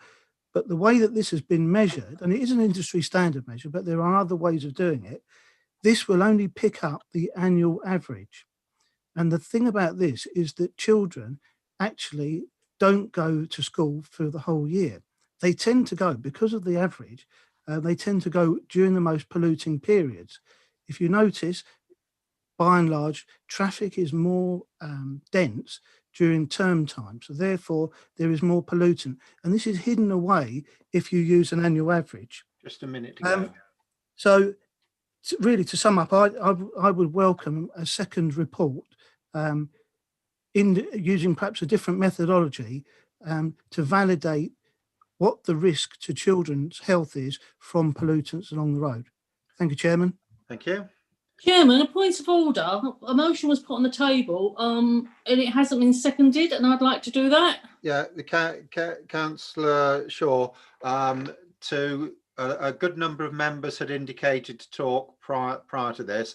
I'm doing them the courtesy of letting them have their say before we focus down the argument, so that we can clearly hear all aspects of the debate tonight. And Thank you. That we've got a good audience, I think that's only fair. Councillor Stanley is next, please. Thank you, Chairman. First of all, I'm reading through some of the literature from Blur Homes. And as you know, my speciality is in the drainage, and I'm looking at the Drainage Impact Assessment Report. This is from the Anglian Water Services and Richard Lyon. In his report, he says, this report has been undertaken in response to an inquiry from Evans Rivers and Coastal to determine the impact of flows from the site of Ashington Road, Rochford, on the performance of the existing foul sewage network. It should be read in conjunction with the pre-planning report dated the 31st of May 2017, which indicated that a direct connection to the public sewer system is likely to have a detrimental effect on the existing sewage network. It was concluded that further hydraulic assessment is required to enable Anglian Water to provide a solution for draining of the foul water flows from the proposed development. The analysis has been performed on the foul system only, not the surface water. There has been no consideration of the surface water flows, as this is not within the scope of the study. That's this particular study. The study concludes the additional foul flows from the development site comprising of 500 homes were assessed, not 662, connecting to the manhole at the location of the drive at the southeast boundary of the development area. The study concludes that the development will cause detrimental to the capacity of the sewer system and will result in increased pollution risk downstream of the proposed connection point. It has already been by the SUDS team that there are at times overflow of sewerage from that area.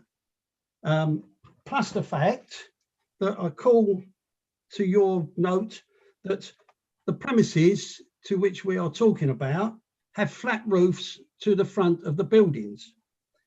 I thought that the RDC had a policy of having pitch roofs, not flat roofs to the roofs on our policies of building. Furthermore, according to paperwork from Blur Homes, is the ditch running through the centre of the premises where you've got culverts. Now, we know for a fact that culverts don't work in as much as they always get blocked up through leaves or branches that are coming off of trees. And we're planting quite a lot of trees by the sounds of it. So I'm not too sure how that, is it an open culvert or is it got a grill to it? Who's going to survey it? Who's going to maintain it? And how that will be used. The other thing that comes to mind on the plan are several parking spaces to the rear of the west side of properties in Ashington Road. Has there been any modelling to show what effect that the car parking arrangements will have to the properties at the west side? And would look to see modelling from the air quality survey, if there has been one. If there hasn't, then I would like there one to be. Just a minute or so, Councillor Stanley, to go. Okay, thank you. Furthermore, I would like to propose a motion that we have an independent traffic survey and air quality on the site for this particular reason, as to the welfare of the residents and those joining the property in their gardens. Thank you. Thank you. Councillor Eaves next, please. Thank you, Chairman. There's been a vast amount of paperwork that has been generated with this, and it's quite overwhelming to some of us to actually be able to go through all of it. A lot of the points that have been picked up with, I totally agree with to date. One of the things I want to concentrate on is the traffic assessment that was given to us. I have read through it, and there are a number of things that concern me. When we go to the addendum, if I just pick out some of the things that are actually written and quote from there, on page 6, section 2.17, this has already been mentioned. The software is not suited to model the impact of additional traffic on approaches already operating close to or above theoretical capacity. Turning to the page 8, the section 2.25, I quote, to continue to operate, the Ashington Road North approach is expected to continue to operate just over theoretical capacity. So the figures that are above that do indicate that we are above the 85%, which is recognised widely as being capacity of the roads. The page 9, Ashington Road South is expected to operate above practical but below theoretical capacity, with the 2029 basin development flows in the peak AM hour and just over theoretical capacity in the peak hour. Page 11, section 2.38 shows that the junction is predicted to operate over theoretical capacity with 2029 base flows, and so the Arcadia model is unstable with queuing and delay rising exponentially. Again, the figures above that do tend to indicate over 85% capacity. Page 12, the addition of development traffic will add to delay and queuing at the junction, however, not to the extent predicted by the model, since this is unstable. As such, the results should be treated with caution. The problem that I have with this, and there are many more examples of this as you go through this report. Sometimes we are indicated that we need to look at the modelling and agree with the modelling, and sometimes we are not. So as members trying to make decisions based on these reports that are put forward to us, when they come to us, they are so conflicting within the report, I'm not sure how much weight we can actually give to this. Now, we are actually told that we can't actually question the authority because these are statutory bodies that are actually producing or agreeing to these reports. But when they make such obvious gaffes on these kind of reports, it's very difficult not to question it. So I would very much support the call for a totally independent traffic report. One of the things that I find rather strange about this, and I'm glad to see that there's someone representing Essex Highways here, I'd like to understand from them how much of any improvement they expect by putting in the dual lane approaches to the roundabouts that we're talking about on the improvements. The reason being why I'm asking that is because we have an example down the road which gives us plenty of evidence that this kind of approach to mitigating for the traffic expected increase. Just a minute to go. Thank you. Patently does not work. If we go to the roundabout by the railway bridge in Hall Road, there are two-lane approaches there, but even the representative from Bloor Homes who presented to members a couple of weeks ago, he admitted that that does not work because what actually happens, you've got the two lanes there and they are used, but the two lanes are not used side by side. Traffic follows behind, and on some of the approaches to that particular road, they are very short and not usable. So you've actually got a situation there where they are not usable. The other thing is the suggestions for the improvements of the junction completely mirror that. I cannot see how it is that is going to improve the traffic flow there. The other thing is just we have on our If you could just sum up now, please. Right, very, very quick one then. Anne Boleyn, we're told that they're going to be spending 100,000 on the upgrades there. I think it is only out of respect that we are told what that 100,000 is going to be on. There is nothing in the report that indicates that. Thank you, Chair. Thank you. Councillor FD is next, please. Thank you, Chairman. Right, Watchford Development Plan doesn't specify entrances. So my personal opinion, I don't think they could have chose a worse entrance to that site at all. The site looks nice with the houses. It seems quite a nice site. I've got no real objection to a site being there. I think it's overdevelopment. I don't see why we're pushing the park bit of the area onto Greenbelt when they could put it inside the site and reduce the houses slightly. But that's what they did. Just got a couple of questions. Is there many electric charging points on the site? Because bringing in electric cars now, that needs to be looked at. I've got a cycleway joining Cherry Orchard and Rochford Town Centre. I'd like to know how this is going to work, because I've tried to look up what the cycle plans are we've got in the future, and some of this cycle plan goes onto Ashington Road. And I think cycles, cars, buses, children on Ashington Road is, I think, a little bit too much. I'd love to see how Essex are going to put this together. This is £250,000 of 106 money, which can't be spent on anything else. I can't support this in the way it is with the access and the road. I'd ask for deferment. So that's me done. Thank you very quicker much. than 5 minutes. Thank you. Councillor Hookway, please.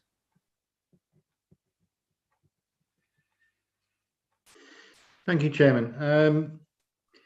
I don't want to extend the meeting by echoing the points raised by many, if not most, of the other councillors in relation to the access road issues about traffic, and basically I agree with what has been stated, and I think that an independent traffic survey is something that we require and should be part of any motion, whether that is a rejection of the application or deferment.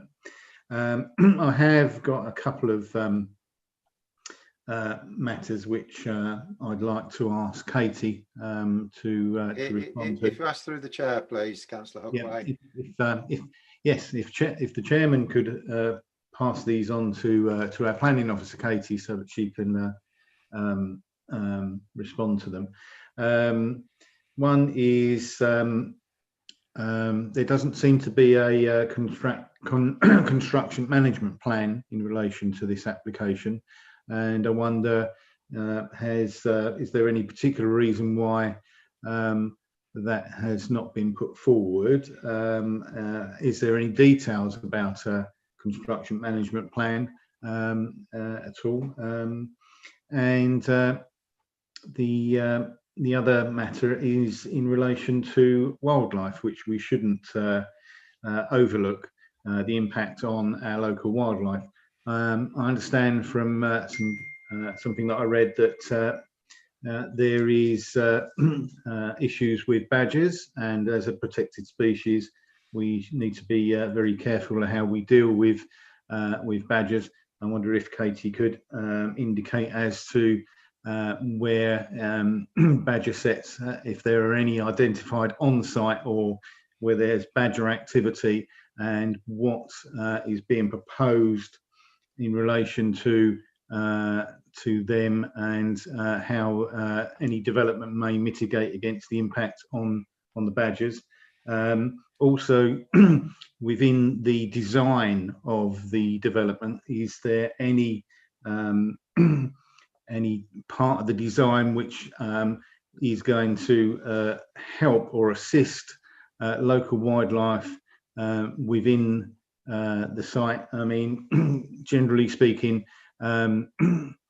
gardens are fenced off, and these become areas where wildlife might not be able to move freely through the site if there isn't any mitigation for things like endangered wildlife, like hedgehogs and other small creatures as well.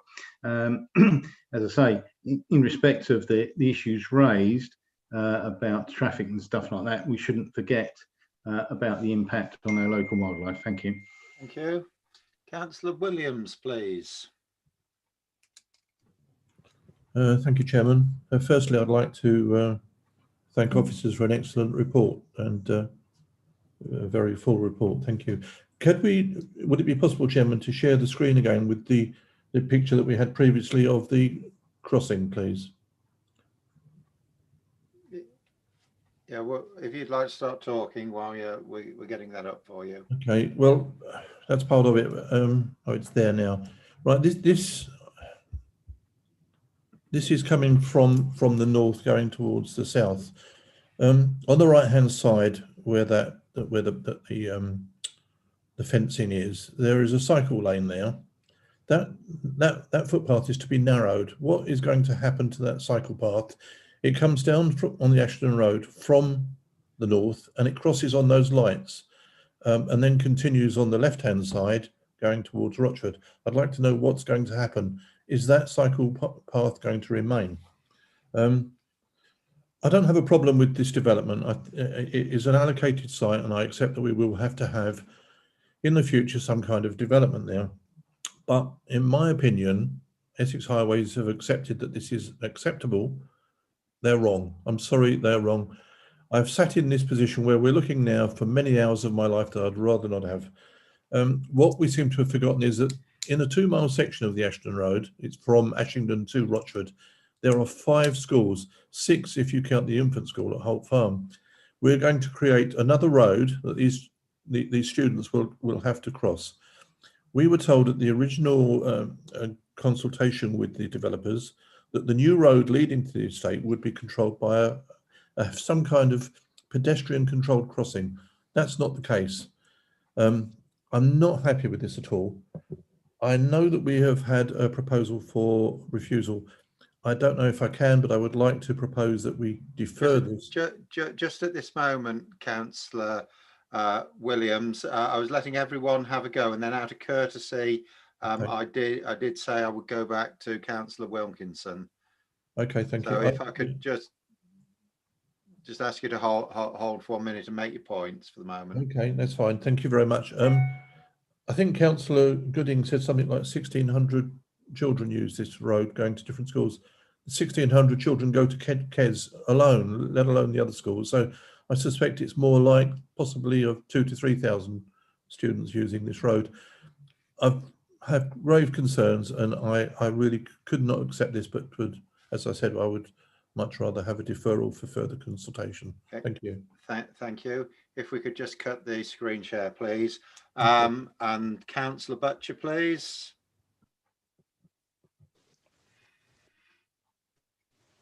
Thank you. You just need to unmute.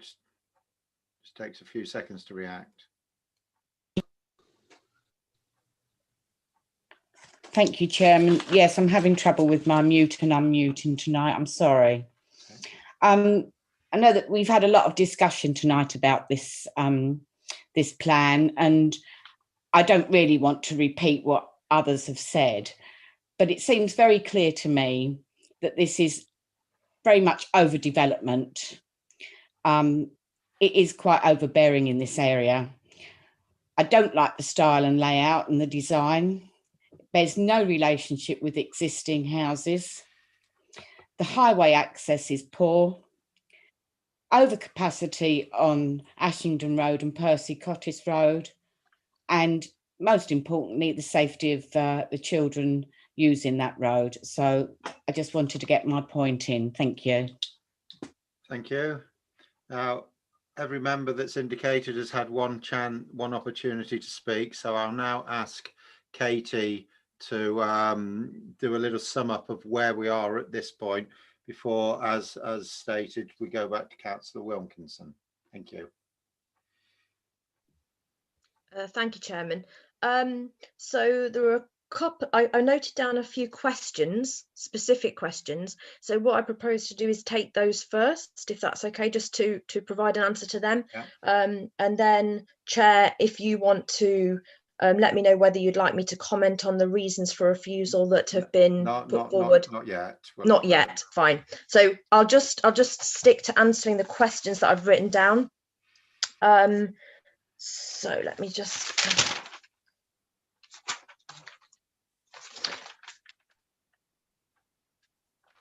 Okay. So we had a question in relation to the construction site management plan and whether details have been provided. Actually, some details have been provided in a construction site management plan that have been submitted with the application. But actually, we've got a very substantial condition recommended, which would require precise details of that to be agreed prior to commencement of the development on site. In relation to wildlife, badger sets are quite protected by law. So what I'm not proposing to do is point out where exactly they are on the plan. But what I will say is that there are a number of existing badger sets on the site. And the applicant has submitted an ecology report which assesses the proposed development in relation to those in detail. We have gone to a consultee at Essex County Council to get advice in relation to that ecology report, and some conditions have been recommended to be imposed. So there is a condition in relation to the badger set which requires a licence from Natural England because of their level of protection. So that licence will need to be obtained before development commences. And it will mean that any development in and around the sets is tightly controlled under that licence. A couple of the sets are proposed to be closed temporarily during construction works, but again, that's managed under the licence, so it would have to be agreed by Natural England. I think some sets would be closed permanently, but the larger sets would remain open, so they would be accommodated within the layout. And also there'd be a requirement for some habitat improvement within areas, so that the set would link to the sort of wider green space towards the eastern side. Further wildlife enhancement is also proposed. So by condition, the developer will be required to install a number of bat boxes and bird boxes. They would also be required to take account of lighting scheme to the site, would have to take account of bats. So that's in particular light, sort of low level lighting that would be required to ensure that pedestrians, let me just share my screen with you. So in relation to the bats, hopefully you can see the layout plan on screen and my cursor indicating, but what we would require is some low level lighting so that the footpath that's created in the eastern part of the site is usable, you know, in the winter times for pedestrians, and it's safe, like a nice environment for users. But that lighting would have to take account of impact on bats, as would any lighting along this green corridor east-west as well. There is also a requirement by condition for a reptile mitigation strategy across the site. So those wildlife concerns have been considered in detail, and conditions are required as necessary. In relation to electric vehicle charging points, there is a condition. I could take you to the number if you need, so if you want me to do that, please come back, but there is a requirement for some provision of electric vehicle charging points at the site.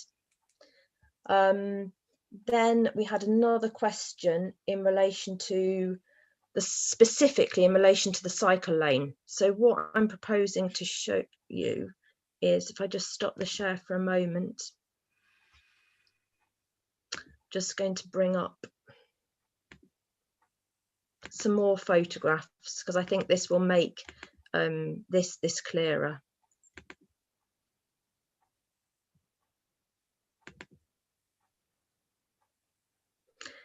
Okay, I'm going to share my screen again.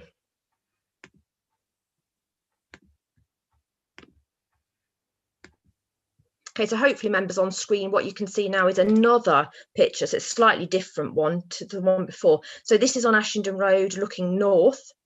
What it shows is the existing segregated cycle and pedestrian lanes that run north towards the crossing opposite the school. So if I just scroll down, we get to the, sorry, it's a bit too far. So this is the photo that was previously showed in my presentation. So the photo just above got to this point here, where my cursor is. Then cyclists are required to dismount, cross the road.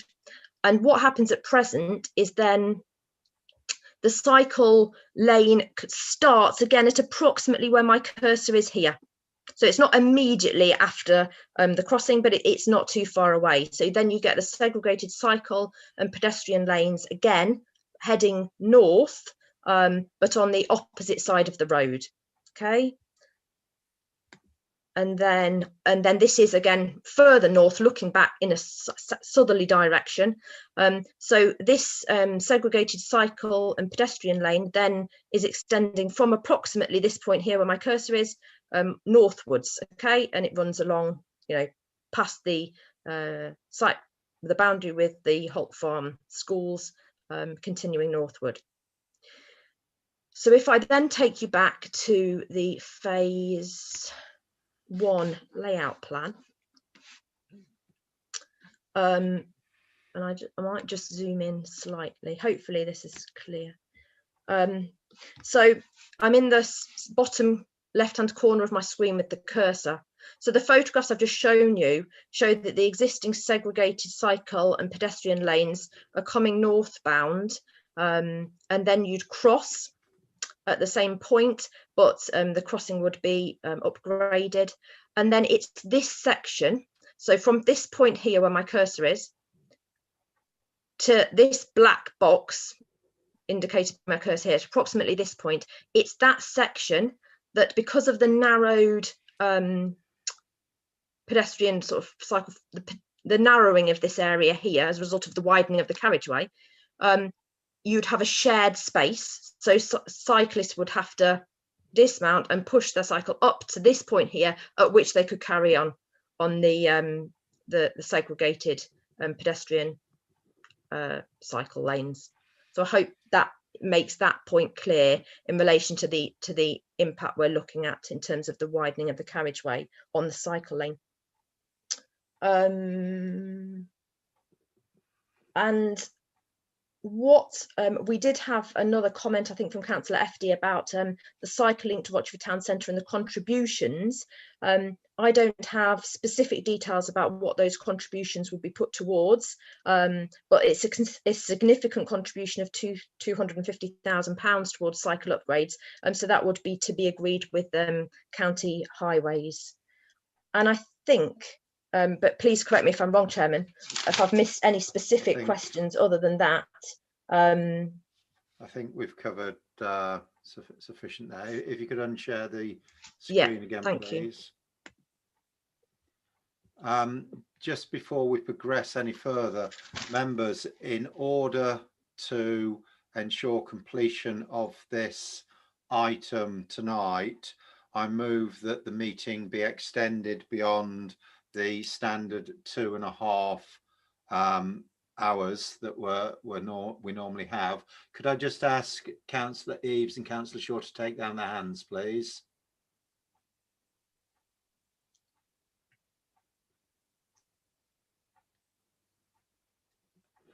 Can I now ask for those members in favour of extending the meeting beyond the 2.5 hours to please indicate?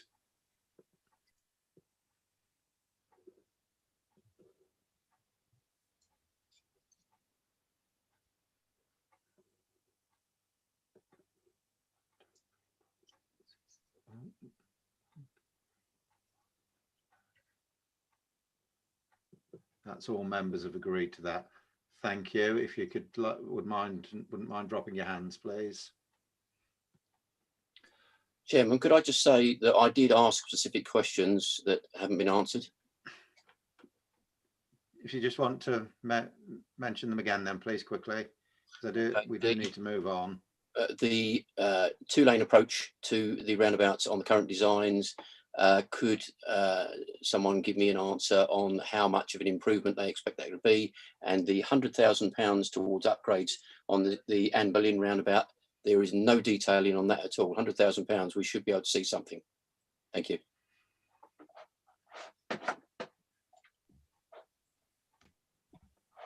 Chairman, did you want me to come in? Yeah, just to do those quickly, and then we'll have to move on.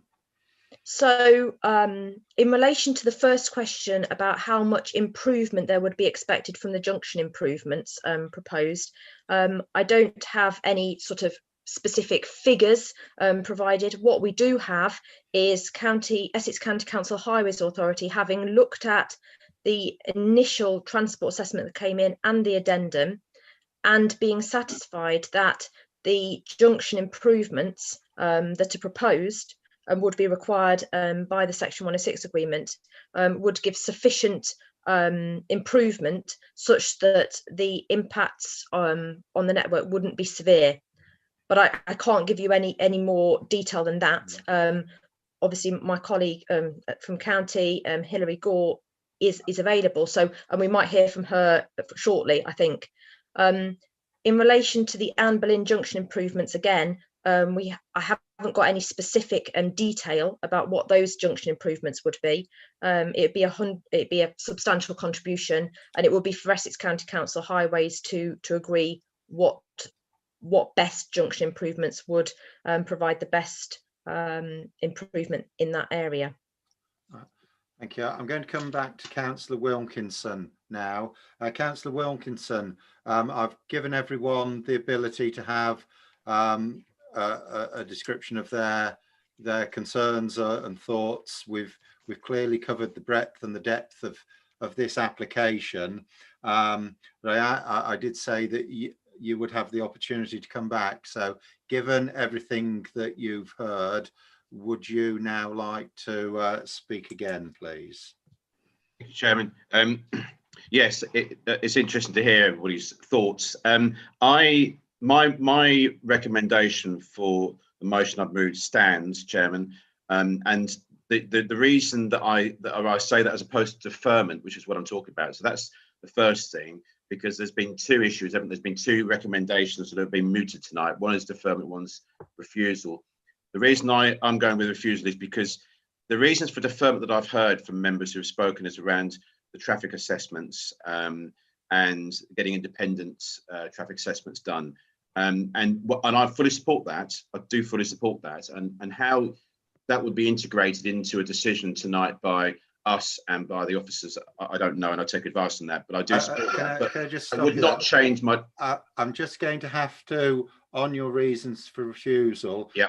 I'm going to have to ask you to be very precise about Yeah, sure. your reasons rather than Okay. relying on the officers.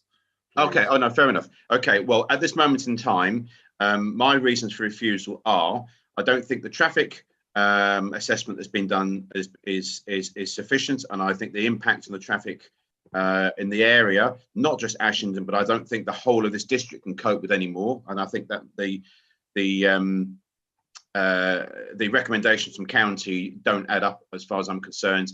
When you look at some of the remodelling of some of the roundabouts is not sufficient. The access point is completely wrong. That access point cannot happen, and I cannot support this application with that access point in that location at all. Could you just go into a little bit more detail in that, please? I think I think it's the widening of the road is having a detrimental effect on a number of things. First of all, it's taking away that tree, which I think is a tragedy. It's narrowing the pavement outside of Holt Farm School, which is completely opposite to what I think you should be doing. If anything, you should be protecting the children, the parents outside. I mean, being a parent myself, I stand outside of school waiting for my children, and I wouldn't want that area narrowing. So I think that's wrong. And I don't think Ashington Road itself can cope with it. I don't think that the Ashington needs to be another access point explored. I think it's overdevelopment of the site, Chairman. This site was put aside for 500 houses. The policy SCR8 has got two conditions for the uplift of 5%. They have not been satisfied in my submission at all, so it's non-compliant with that policy. The density is too much. It should be 30 per hectare. It's 33.1. It is pure overdevelopment of the site. And furthermore, Chair, how this would get recorded, I'm not sure, but furthermore, I would submit that the whole basis that we're relying on, or the developers relying on for this submission, is the fact that this plot of land is within the adopted local plan. That adopted local plan is not compliant because it's not been reviewed in compliance with the Town and Country Planning Act, unless the officer can tell me otherwise. So therefore, it's not been updated, not been reviewed. So how do we know that it's still fit for purpose? So those are my reasons for recommending refusal, Chairman. Okay. Chairman. Sorry, Councillor Mrs. Shaw. I would like to second the motion for refusal. Okay, right. Before we have any further discussion on this, I'm going to go back to officers, and then we will be focusing our discussion specifically around the proposed and seconded reason for refusal. So first of all, if Katie, would you like to come back on this? Yes, thank you, Chair. So we just for clarity, the reasons that are put forward, that the traffic impact assessment is flawed, that the access point is detrimental, the removal of the tree, the pavement narrowing is problematical, the site being overdeveloped, and that the conditions within SCR8 are not satisfied, and the fitness of the adopted local plan. So they're the items we're talking to. Thank you. Yeah, Chairman, thank you. can we make additions to the? No, not at this moment, Councillor Eaves. Thank you, Chairman. So if I'd comment on they've been presented in a slightly different order. I'll comment on the overdevelopment point first. So I think we would need to be clear in any reason for refusal about what the adverse impacts of the development are in the respect of overdevelopment. So maybe if I just clarify that further. So for instance, if the site at 662 dwellings would result in dwellings with garden areas falling significantly short of the minimum policy requirement, or if the minimum parking provision could not be achieved, etc., then in those sort of circumstances, and with that clarification, an overdevelopment reason for refusal would make sense. But in this respect, in terms of those two items that I've just mentioned, in terms of amenity space and parking, actually this development would comply. So I think what we definitely need is clarity on what the effects, the adverse impacts are. I think just mentioning that the site is overdeveloped is not enough. We need more in relation to a reason for refusal around overdevelopment. In relation to the highway impacts, so that has been clarified a bit. So we're talking about the traffic assessment not being sufficient, impact of traffic in the area being too much, so adverse impact on the local highway network. The NPPF requires that the test is essentially that would have to be met is that the residual cumulative impact on the local highway network would have to be considered severe. So what we are left with is that Essex County Council Highways Authority have considered the transport assessment and do not support that reason for refusal. And what the council will be required to provide on appeal is evidence that the impacts would be severe. So the applicant's submitted data doesn't support that. The applicant's transport assessment does identify that there would be a residual impact, but not that it would be severe. What I might like to do at this point, Chairman, unless you want me to go through my concerns in relation to, or my points in relation to all the reasons for refusal that have been tabled, would you prefer to bring Hilary in relation to the highways now? Yes. Yeah. So I think, Hilary, it would be good to just hear from Essex, from your perspective as Essex County Council, in relation to a reason for refusal around any sort of adverse impact on the local highway network. And also perhaps you could cover the safety points in relation to the proposed access into the site in relation to highways.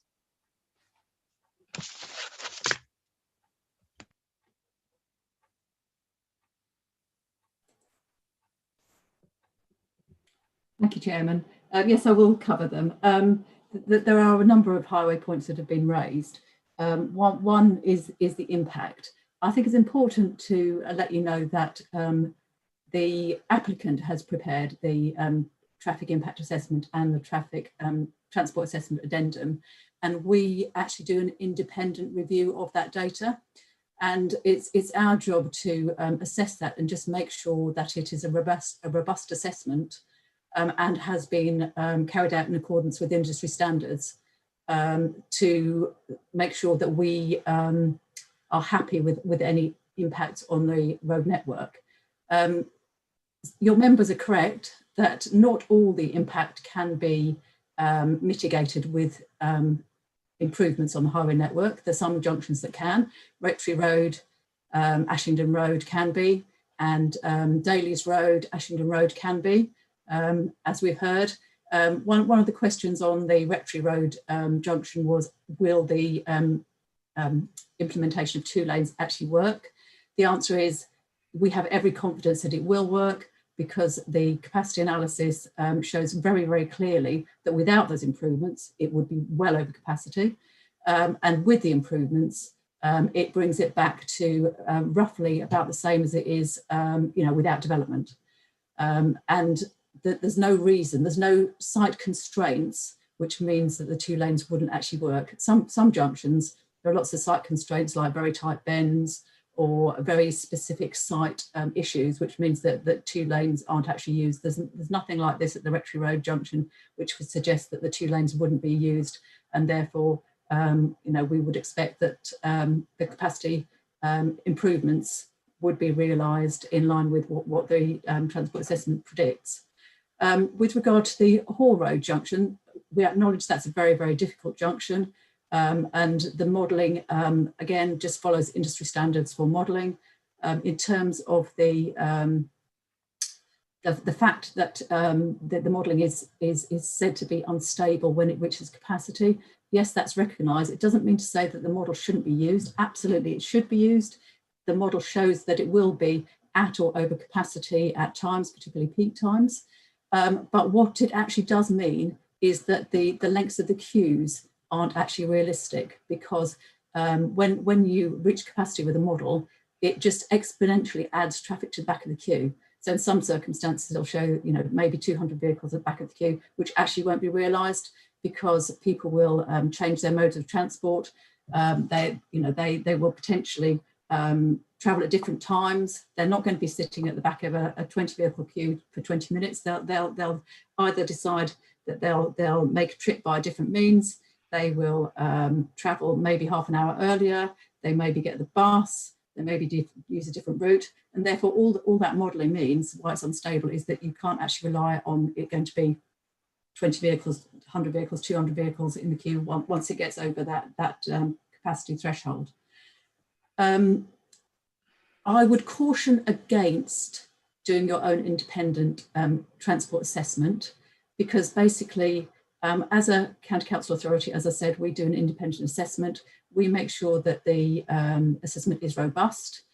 We have had numerous iterations and numerous discussions and negotiations with the applicants' highway consultants to make sure that the assessment they have done is robust assessment. It's very unlikely that any independent consultant would come up with anything different, because all the industry standard tools have been used, the tempo for the growth, the distribution, the traffic generation. We've made sure they use the highest rates. It's very robust assessment. We've sent them away to do more work. As you know, that's why we've had various iterations and the addendum. And in the past, we've had other district authorities commission their own transport assessment, only to realise that we, as a highway authority, have come to the right conclusions, because there's nowhere else to go, and it ends up being very, very time consuming, very expensive, and it actually doesn't lead to any different conclusions. So I would just caution against that. It's totally your choice whether you do that, but I would caution against doing that, because we do carry out our very own thorough independent checks. It's not our modelling. We check it very, very, very thoroughly. In terms of, there was some very site-specific questions about the Anne Boleyn roundabout being a contribution of £100,000 towards that. The reason we're taking a contribution is because any works there are likely to be major works. As you know, it's very constrained at the moment. There's lots of statutory undertakers plants, including overhead statutory undertakers plant, which are probably going to be undergrounded very soon, which gives the potential to do some significant improvements there. We've already got some contributions from other developments around about the area in the vicinity of the Southend Airport, which we will put together to do a comprehensive improvement scheme. £100,000 will go towards that. It won't pay for all of it, but putting all the contributions together, we should be able to do something substantial there. At the moment, we haven't got any detailed design of that because it's very early stages. There's lots of statutory undertakers work to do before that, and therefore the detailed design will be carried out following that more collection of more contributions and the statutory undertakers work. But it will be an Essex County Council scheme. Is there anything else, Chairman, that you'd like me to answer? I think if Katie, you would like to continue now, please. Thank you, Chair. In relation to density, policy sets out a minimum density of 30 dwellings per hectare. And the requirement is that kind of best use of land is achieved. The density proposed would not be significantly greater than the 30 dwellings per hectare. And members would need to be very clear about why the density is unacceptable. So what is the adverse impact that would result? So officers, for instance, consider that the design and layout, which has been shown on the plans on screen in the presentation, would be appropriate to the locality. So I would have to advise that it would not be sufficient to simply state in a reason for refusal that the proposed density would be objectionable in principle. We would have to get, narrow, go a bit deeper to understand what it is, what's the adverse impact resulting.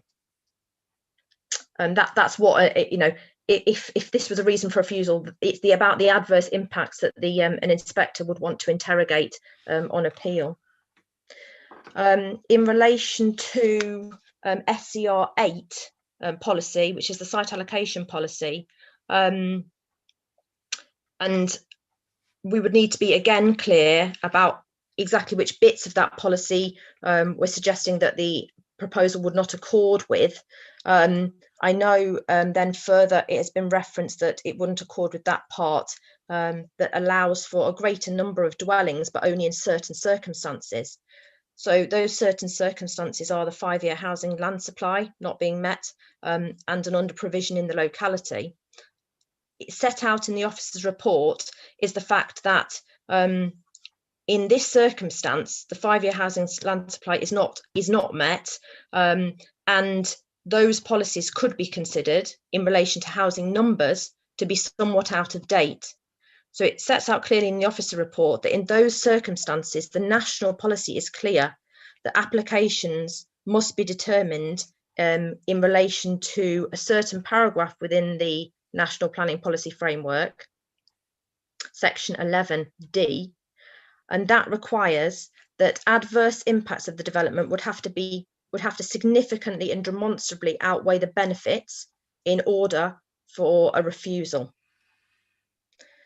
The same, I think it was also termed the local plan, reference to the local plan not being valid anymore. Again, I'd go back. So in terms of if any policies are out of date, it's that part of the NPPF that members are required to determine this application in relation to. So this weighing exercise of the adverse impact have to significantly and demonstrably outweigh all of the benefits of the scheme in terms of the delivery of housing, affordable housing on an allocated site. In terms of the plan being out of date as well, I would just mention, bear with me. So the core strategy and allocation plan were adopted several years ago now, but they are forward planning documents, and policy SCR 8 identifies that this site would be safeguarded from development until 2021. So if you like, it was always envisaged that the development of this site would be at about this point in time. So to be talking about housing being delivered next year in 2021 at the earliest. So in that respect, the policy is not out of date. And I think that covers all of the reasons, my comments in relation to all of the reasons. Thank you. Were any of the other officers wanting to just make a comment at this stage?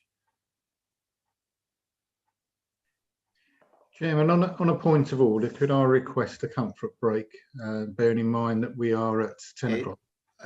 Right, I'll take that in just a moment.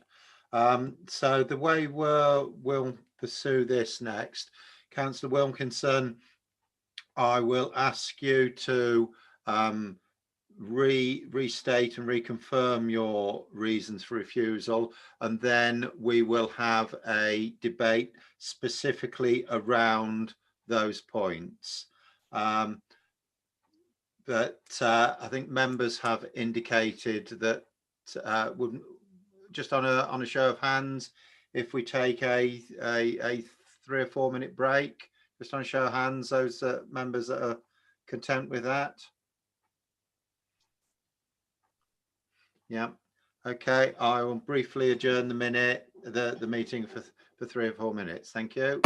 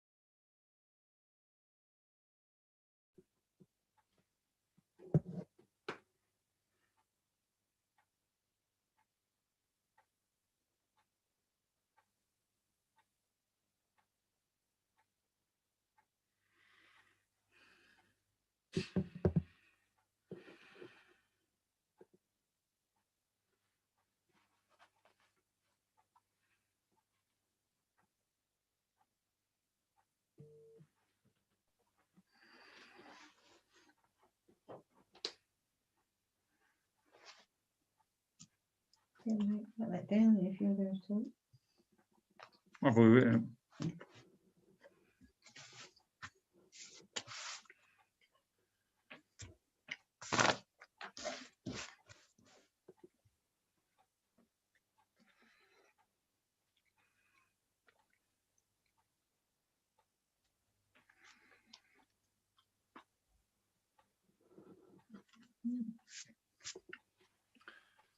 Right, are we all back Oh, yet? bother writing it down, it's All going the to be members refused. back?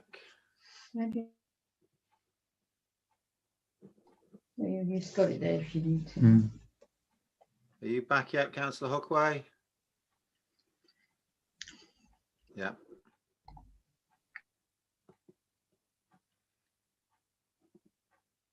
I think then I can restart.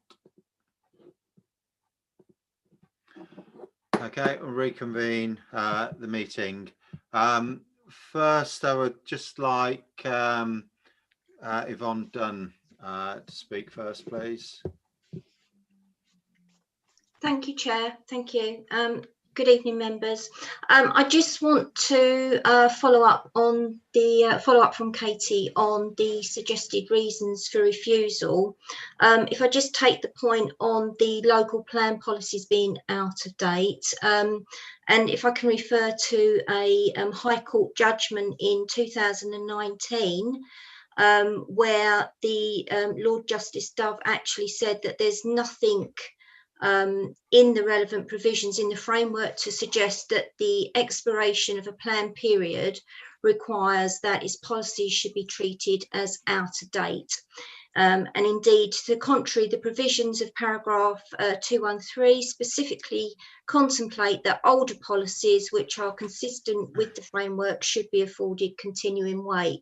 So just to elaborate on Katie's point, SER 8 is an allocation and was considered to be brought forward in 2021. So the local plan is not out of date.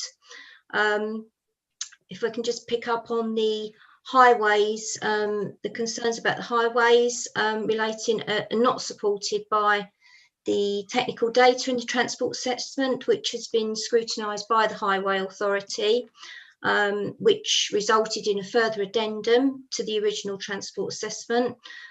Furthermore, no concerns related to the site entrance on Ashington Road have been made by Highways Authority.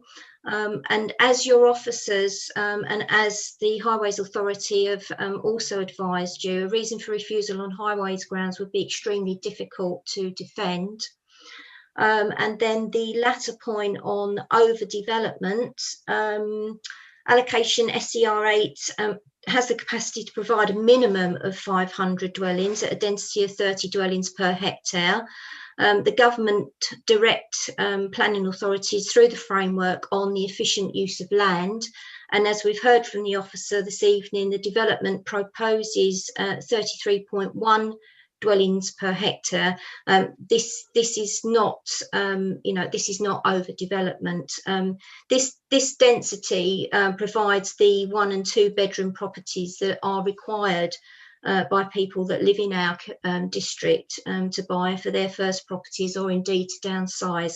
So I just wanted to, just offer that advice to members when they're considering those reasons for refusal. Thank you. And Mr. Houghton, please.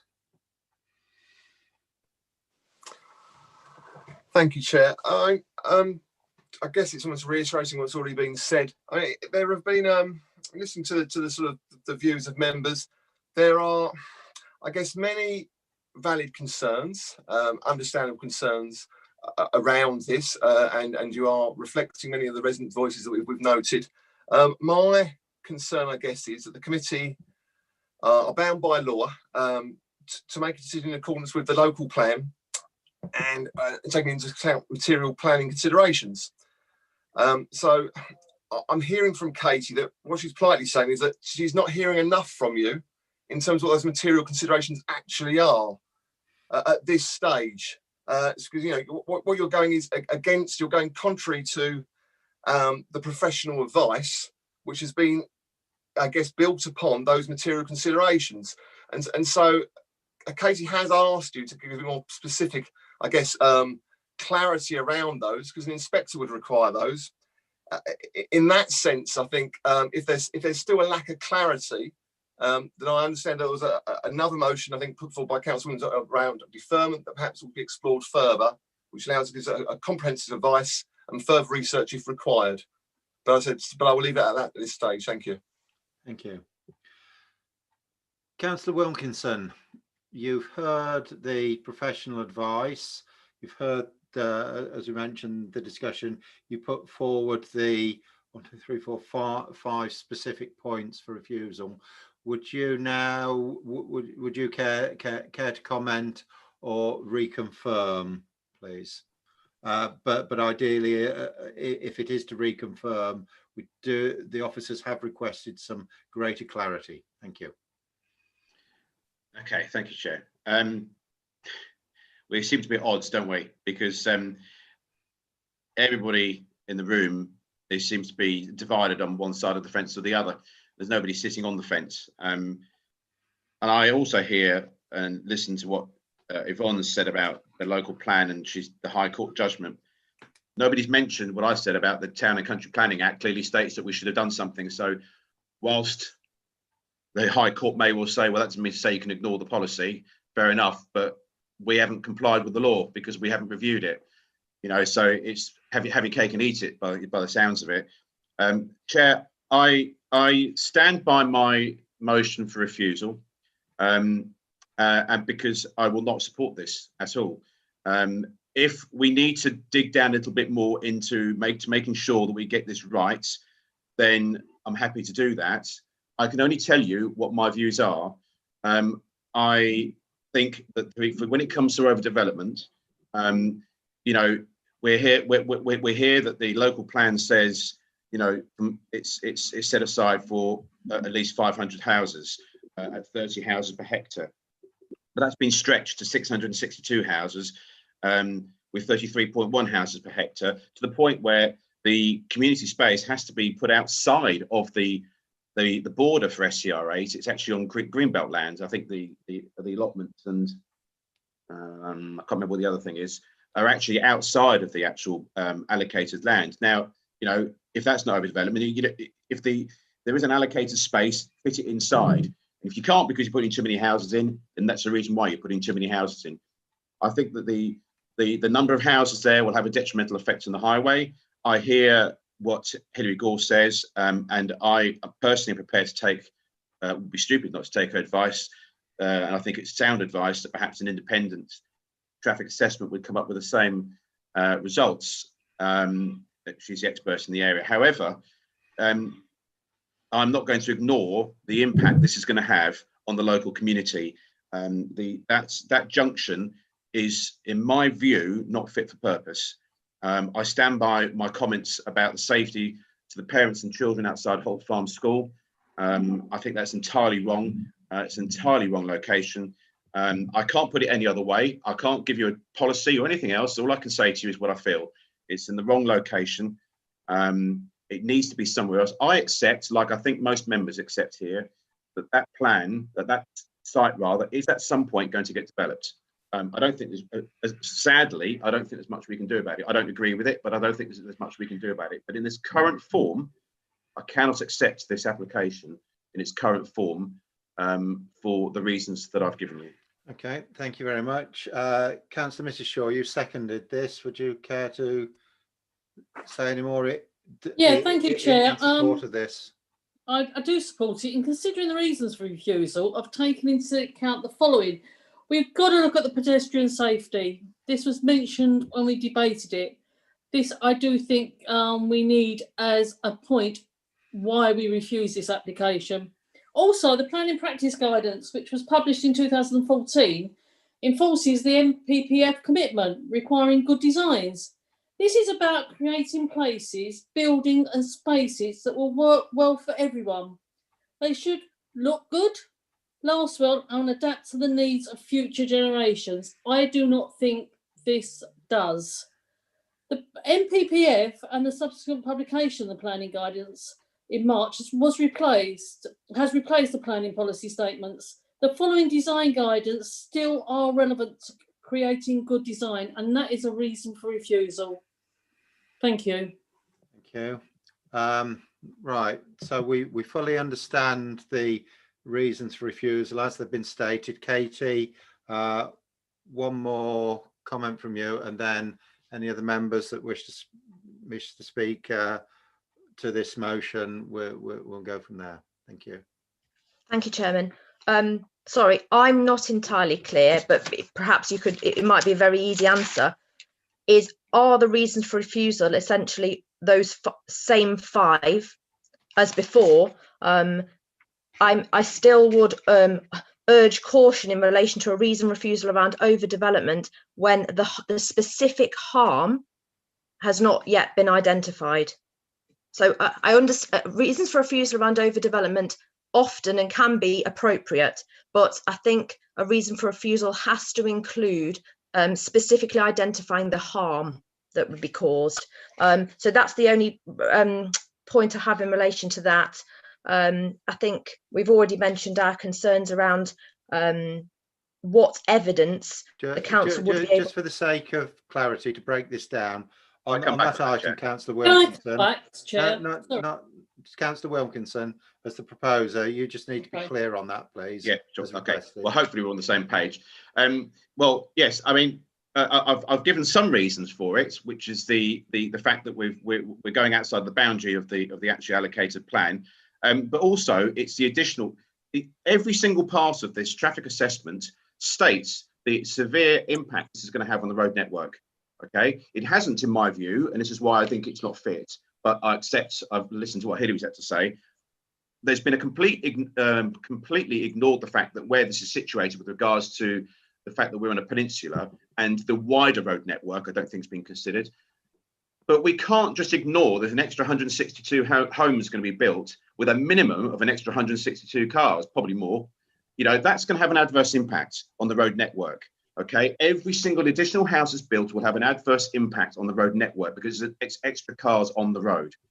Okay, so the fewer houses that are built, the less the impact on the road network. They can't do anything to the roundabout at the station, Hall Road and Ashington Road. So the least they can do then is to build fewer houses and minimise the impact there. Does that go some way to help you, Katie? Okay, thank you. I think we're starting to get towards the conclusion. Councillor Stanley, you indicated you know the motion that we're talking to, and it's those specific points, either in support of them or against them, please. Yes, thank you, Chairman.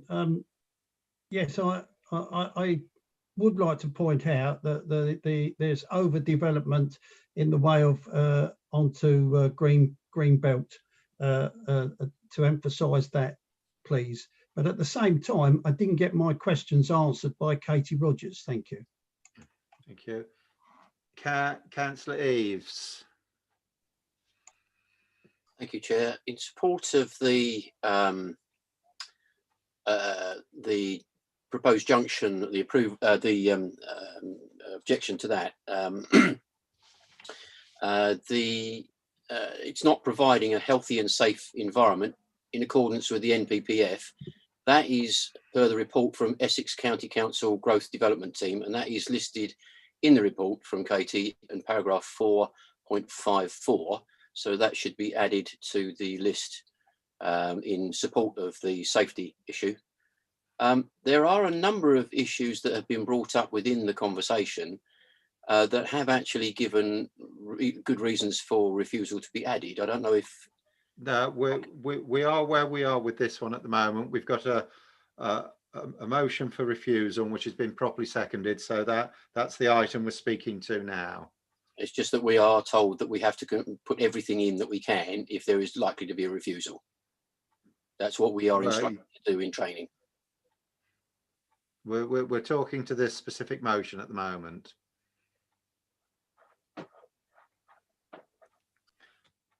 Okay, right. So the way we'll run it from now is I shall ask the officers to sum up where we are, to give members their advice. Councillor Wilkinson will then restate. We will then go to the vote. The final speaker before the officers restate and do that process is Councillor Hookway, who's talking to the motion that's put forward in front of us. Thank you, Chairman. Sorry, it's Councillor Hookway. Please. Thank you, Chairman.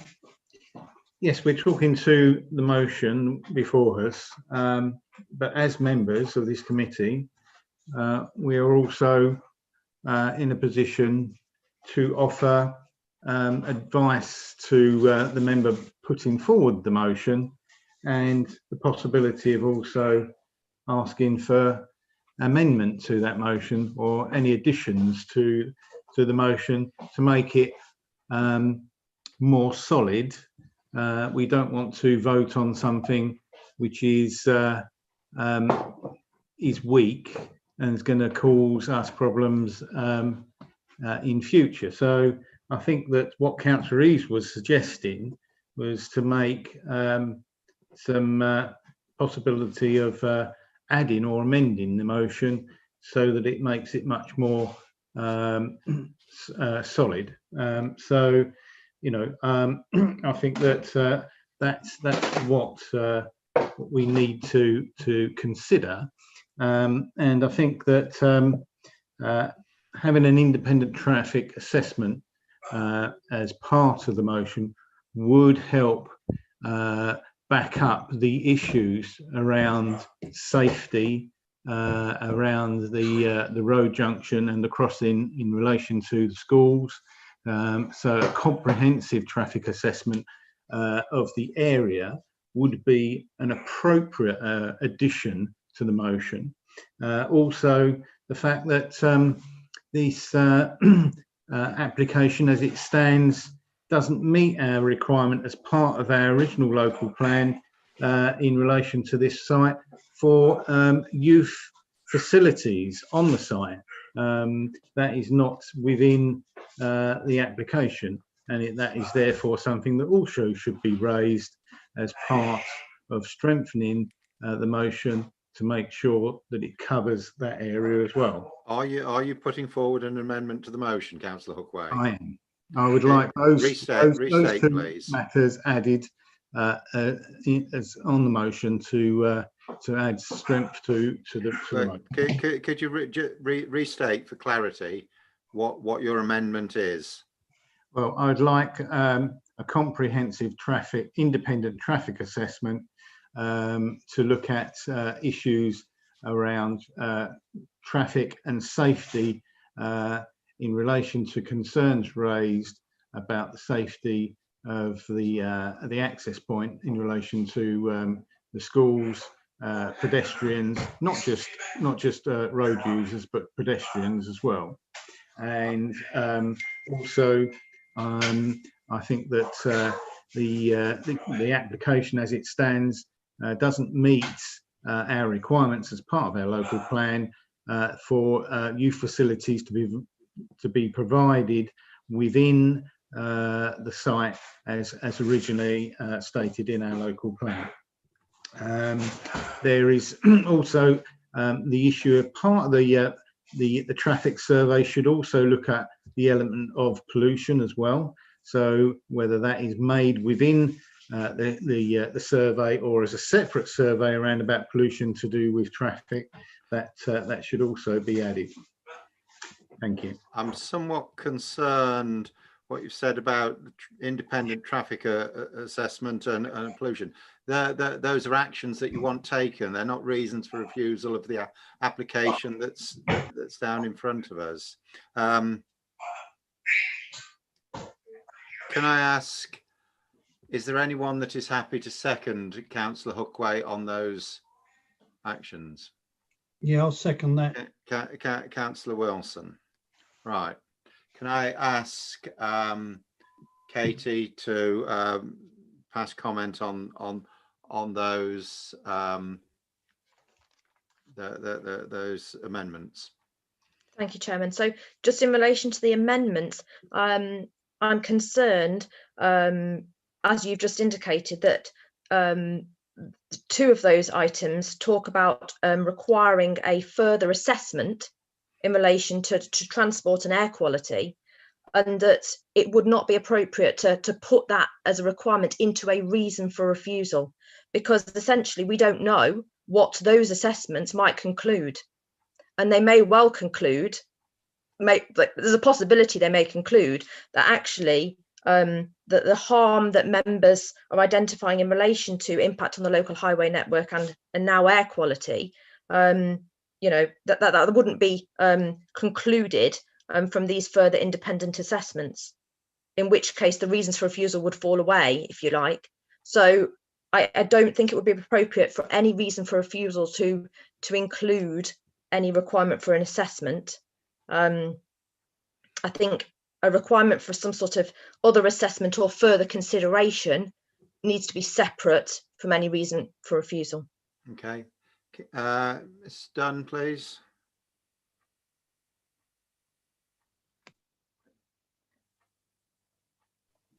Apologies. Okay. Yes, I mean, basically, we can, as officers, we can certainly revisit those points and seek further sort of comprehensive guidance on obtaining additional information, and then bring that back to committee. But that would be deferring the item tonight. And, just on although I did mention the reasons for refusal before, I just want to sort of respectfully sort of advise members that, having sat in numerous planning appeals, public inquiries and informal hearings, the inspector, when he is looking at an appeal, which, you know, obviously we've got to accept that if we refuse this application tonight, we are quite likely to have to take this to appeal. The inspector can only look at the information that he has in front of him, which is the information that's here tonight in front of members. And as we've heard, there has been no objection from the Highway Authority. Their officers do not consider that there's an issue with overdevelopment. And as we've heard, there is no problem with the actual validity of the council's local plan. So, you know, I just feel that as officers, we should be advising members tonight that, you know, refusing the application could be, you know, quite difficult for the council to defend later at an appeal. Yeah, Mr. Houghton. I think Yvonne Dunn has just addressed it really, and that's the concern around that. As you say, this is something that's been put forward by officers for recommendation, and therefore I think it will be quite a conflict for them to defend at an appeal situation. And I think that's why we're trying to ask for very specific reasons for refusal, because those are going to be taken forward.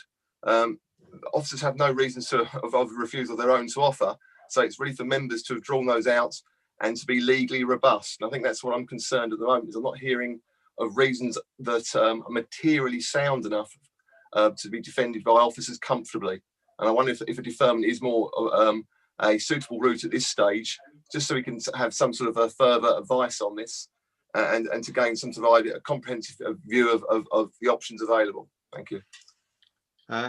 Councillor Hookway, you've heard the officer's specific advice around your request for additional assessments.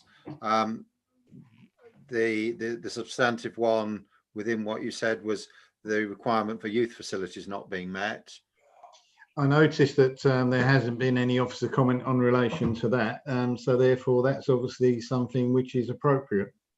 Okay. So that would be an appropriate amendment to the motion. Okay, members, I'm going to try with regard to the traffic survey. Maybe that's something that we might be able to seek as an advisement, not a reason. Thank you. Okay, I'm going to break this down. We've got a motion for an amendment to include in the reasons for refusal the requirement for youth facilities not being met. So we will deal with that one first, putting that with the substantive motion. On that specific item, Councillor Stanley, your hand is up. Do you want to speak about youth facilities? I really wanted to say that perhaps the amendment should also put in that the harm. No, we've got to break this down really clearly. And also that the facilities, the youth facilities, are now in the hands of the NHS, the area that we're talking about. So that doesn't meet our requirements. Okay, right, members. Can I please first ask you to raise your hand if you require a recorded vote on the amendment with regarding youth facilities?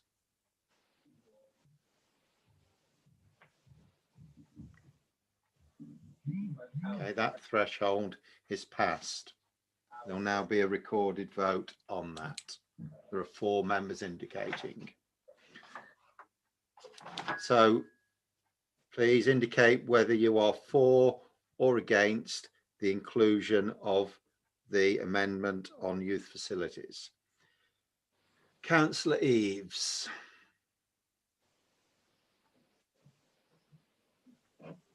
Apologies, Chairman, I put my hand up because I was voting on the... This is a recorded vote, so we have to do this one right by roll call. Yes, I agree with the amendment. Councillor Williams. Thank you, Chairman. No, against the amendment. Thank you. Councillor Stanley.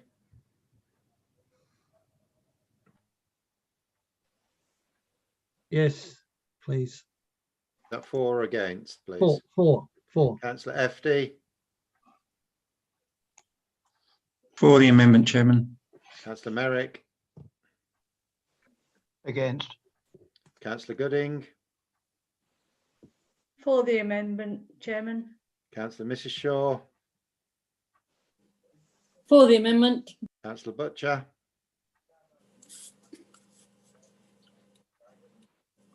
For the amendment, thank you, Chairman. Councillor Wilkinson, For the amendment, Chair. Councillor Hookway, For the amendment, Chairman. Councillor Mr Shaw, For the amendment. Thank you, Chairman. myself against, Councillor Wilson, For the amendment.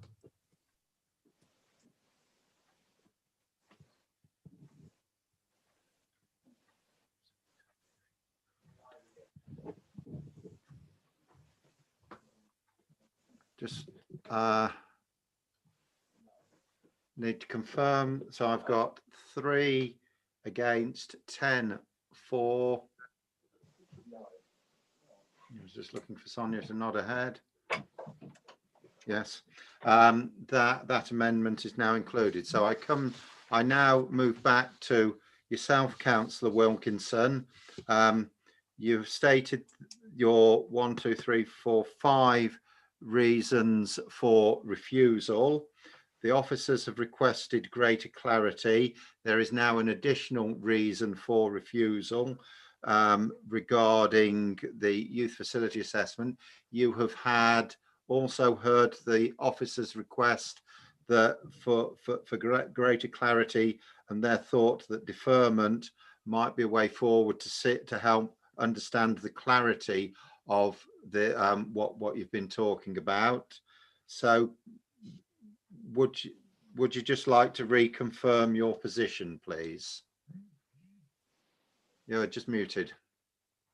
Yeah, sorry, my position hasn't changed, Chairman. Okay, so as we were saying before, we will just go to the final officer statement, then the restatement of the reasons for refusal, then to the vote. Will this be recorded, Chairman, please? We haven't got to that element yet, Councillor Stanley. Katie, is there anything further that you wish to say? Yes, please, Chairman. So I think we need absolute clarity about the reasons for refusal. And I think you're going to invite Councillor Wilkinson to restate them. Yeah. But if I could just comment, I think that the Councillor Hookway's motion that was carried to introduce the concern that youth facilities would be provided within the greenbelt space rather than within the site allocation was already mentioned by Councillor Wilkinson in terms of his overdevelopment point about the use of the greenbelt land, if you like, in addition. So I'm not sure that it's a separate reason for refusal. I think in Councillor Wilkinson's clarification, the overdevelopment point in relation to the harm, where I sort of push to say we need to identify what the harm is. I think the overdevelopment point is actually linked to the impact on the local highway network. So unless I'm wrong, what I understood from Councillor Wilkinson is that his concern is that the number of dwellings proposed would be harmful in the respect that it would have a more significant impact on the local highway network. So that's the harm I've heard being identified. I haven't heard any other harm, but if there is, if you could make that clear, that would be helpful. The other ones I had was to do with the safety of the junction in terms of the narrowing of the footway for parents and children. That reason for refusal also included reference to the loss of the tree originally, but I'd like clarification about whether that is still to be included. There's sort of potentially 2 reasons around referring to inconsistency with policy SER 8 and the development plan being out of date. I think if you could provide just a bit of clarity as to whether they're 2 separate reasons for refusal or not. And my question is, are we still Councillor Wilkinson proposing a reason for refusal around inappropriate density, because if we are, I'm still not sure about what the harm is in relation to the density proposed, which is just not significantly above the 30 dwellings per hectare. And I think we would need to be clear about what that harm is. Okay. Thank you. Does Yvonne Dunn or Marcus Hottam, either of you want to come back? I mean, I think I do feel like it's coming like Groundhog Day, but I think we are coming back down to the nub of it, and that is that the reasons being put forward do not seem, in planning terms, material considerations, and and that is our concern. We can only advise, and so we hear what members are saying, but I think from our point of view, should this be minded to be refused now, clearly deferral is gone as an option. At that point, I would expect, or there's a strong possibility that Bloor Homes would consider an appeal. I think as officers, I think what we're trying to say is we will struggle to defend that appeal for you with the reasons that you have put forward. And I think that's where we're at the moment. So there is a concern that if this does go, that it will be hard to defend at appeal. And so my only concern would be at this stage would be to consider a deferral, so we can at least get further advice and allow comprehensive advice on this matter, so all members can take view of that before arriving at a final decision. And that's all I would ask you to consider very seriously. There is no rush to arrive at a decision this evening. If there are aspects, I think as officers we are finding we are hard to define this evening. I think that's a bit of a warning sign for you that perhaps we do need to get that further clarity before we actually arrive at a decision. So I respectfully ask that you do consider possibly the option of deferral as something that may be a better way forward. So at least we have some more time to discuss it, I guess, with further wider views of the impact of the decision. Thank you. Through the chair, I'd actually put through about pedestrian safety, and that hasn't been mentioned by Councillor Katie. Shaw, please don't interrupt. Members, we've got to progress the meeting. We have had the motion put forward.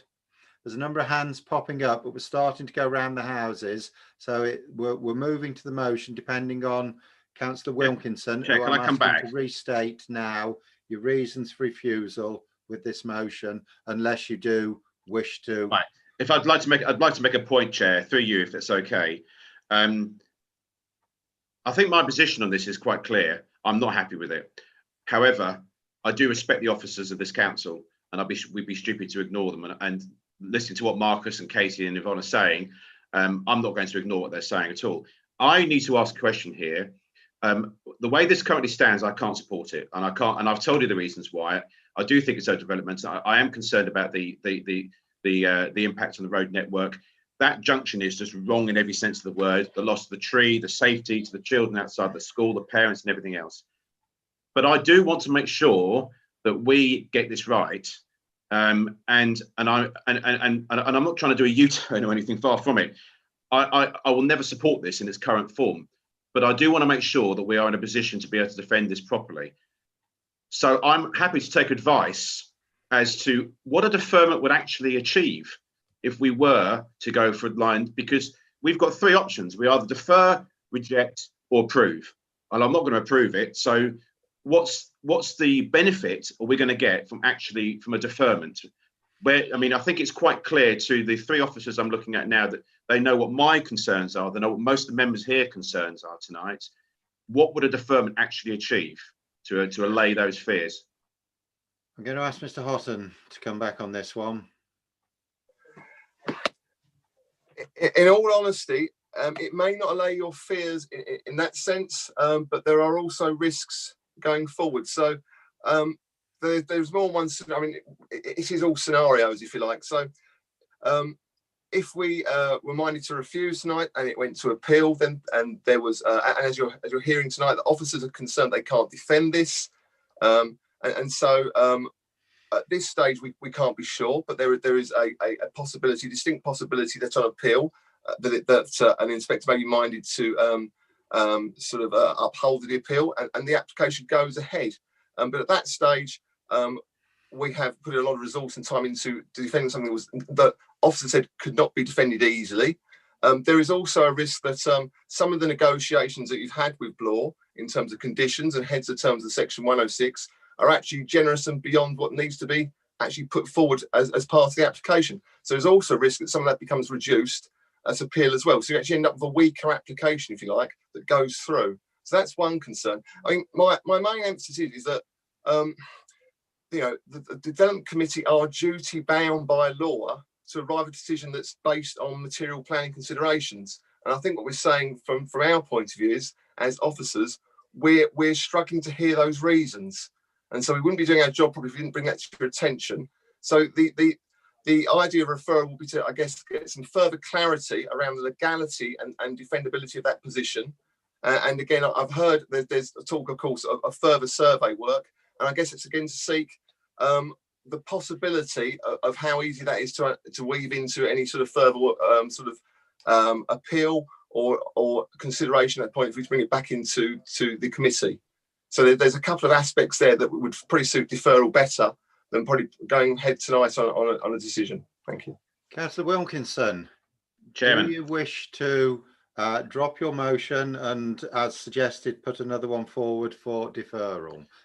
Chairman, no, and I'll tell you the reason why I'm not. I don't think from what I'm hearing from Mr. Houghton that a deferment is going to allay fears around the health, the safety aspect of that junction. I don't know. I can't explain it any other way than I already have. Okay. I think I trust the judgments of my colleagues here that if they think deferment's better, they'll vote. Can I ask you then to restate your reasons for refusal before we go to a vote then, please?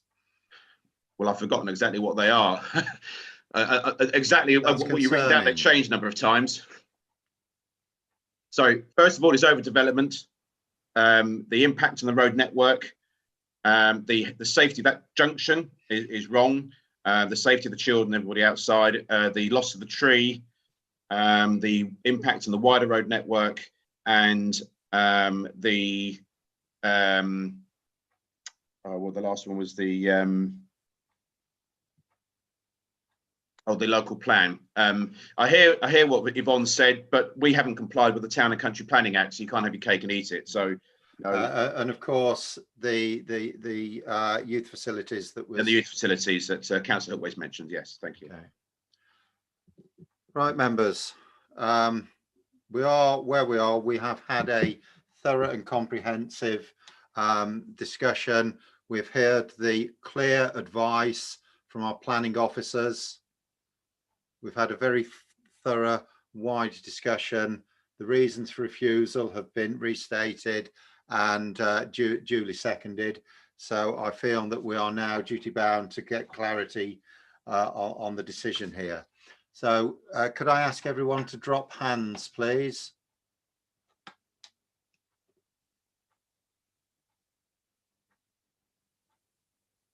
Okay.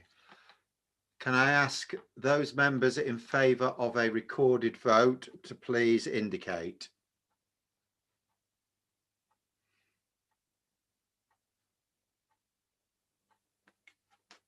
All right, there's 3. The threshold has been passed. There'll now be a recorded vote. So this will be done on a roll call as previously. So those members in favour of refusal of this application based on the points put forward by Councillor Wilkinson and seconded by Councillor Shaw.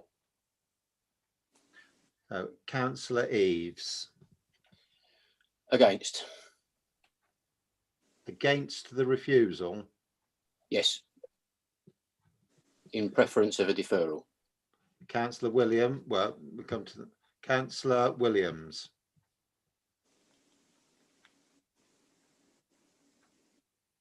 It's gone. Councillor Williams. Sorry, I apologise. I didn't mute. Yeah, I'm against a refusal at this time. Thank you. Councillor Stanley. For. Councillor Efty. Against the refusal, Chair. Thank you. Councillor Merrick. Against. Councillor Gooding. Against the refusal, Chair, Thank you. at this point. Councillor Shaw. May Which Councillor one? Mrs Shaw, please. For the refusal. Councillor Butcher.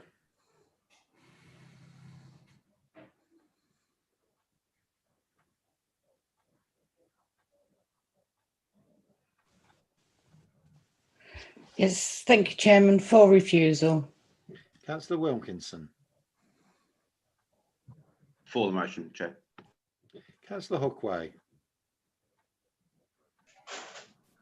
Thank you, Chairman. For the refusal. Councillor Shaw. Mr Shaw. For the refusal. Myself against. Councillor Wilson. Against refusal pending deferment. 1, 2, 3.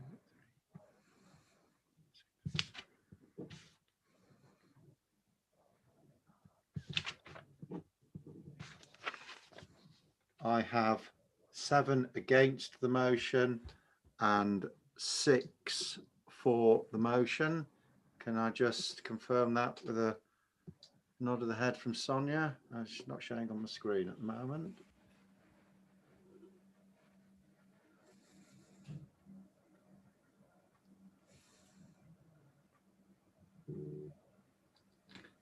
Right, that motion for the refusal is lost. Councillor Williams. Thank you, Chairman.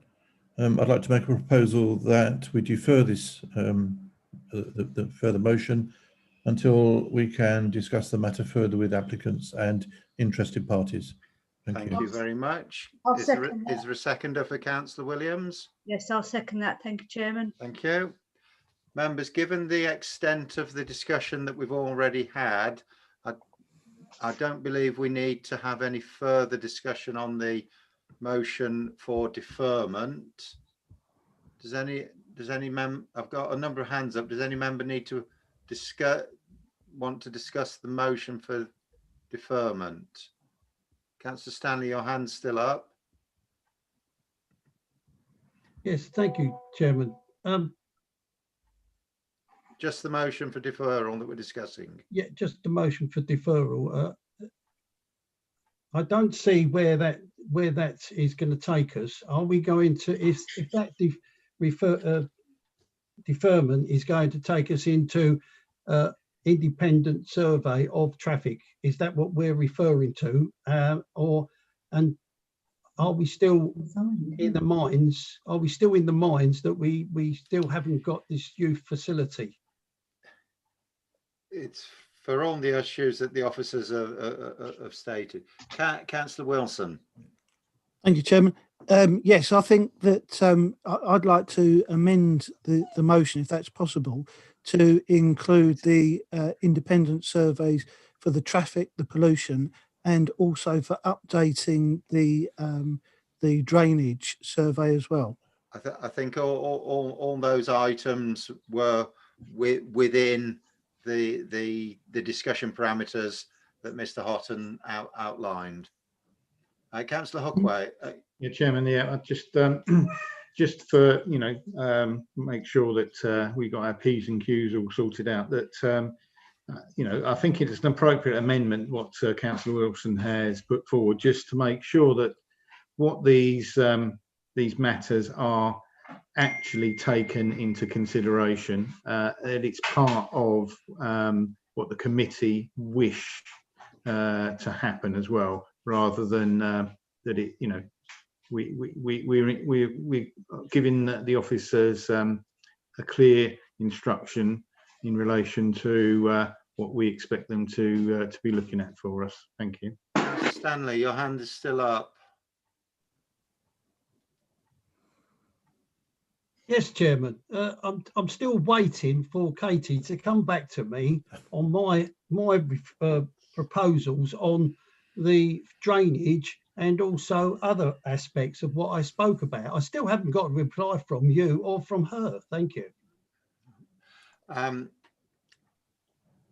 Mr. Houghton, have you got clarity about the issues that members have requested you to discuss as a result of the potential deferment that we'll be voting on next? I think there's almost two threads to this. One is obviously to seek some further guidance around the reasons for refusal and the robustness and wisdom of those, I guess, in terms of material reasons in terms of planning.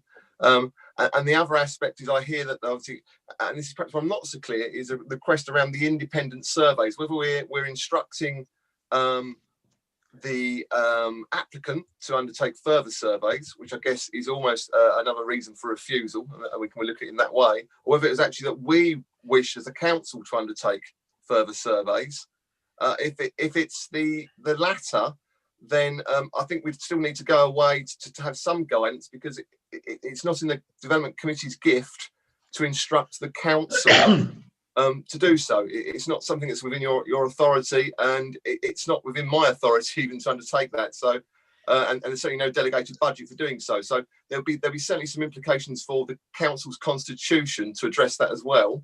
And so if it is that latter point, then either way, as part of the deferment, we'd have to look at that as well to say whether that's something the council could undertake off the back of this committee. Thank you.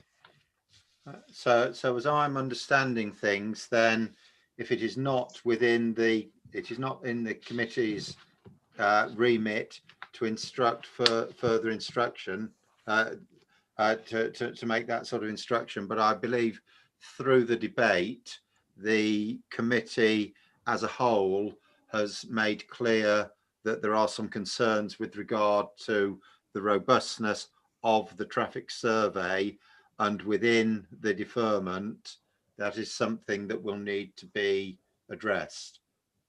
And I think that's the appropriate way for it to be stated. Chairman, could I just ask you politely, if I may, the flat roofs that are on the houses that we are looking at, our policy is to not put flat roofs on roofs, in other words, and that was one of my questions to Katie in the way of a policy, and I never got an answer. Thank you.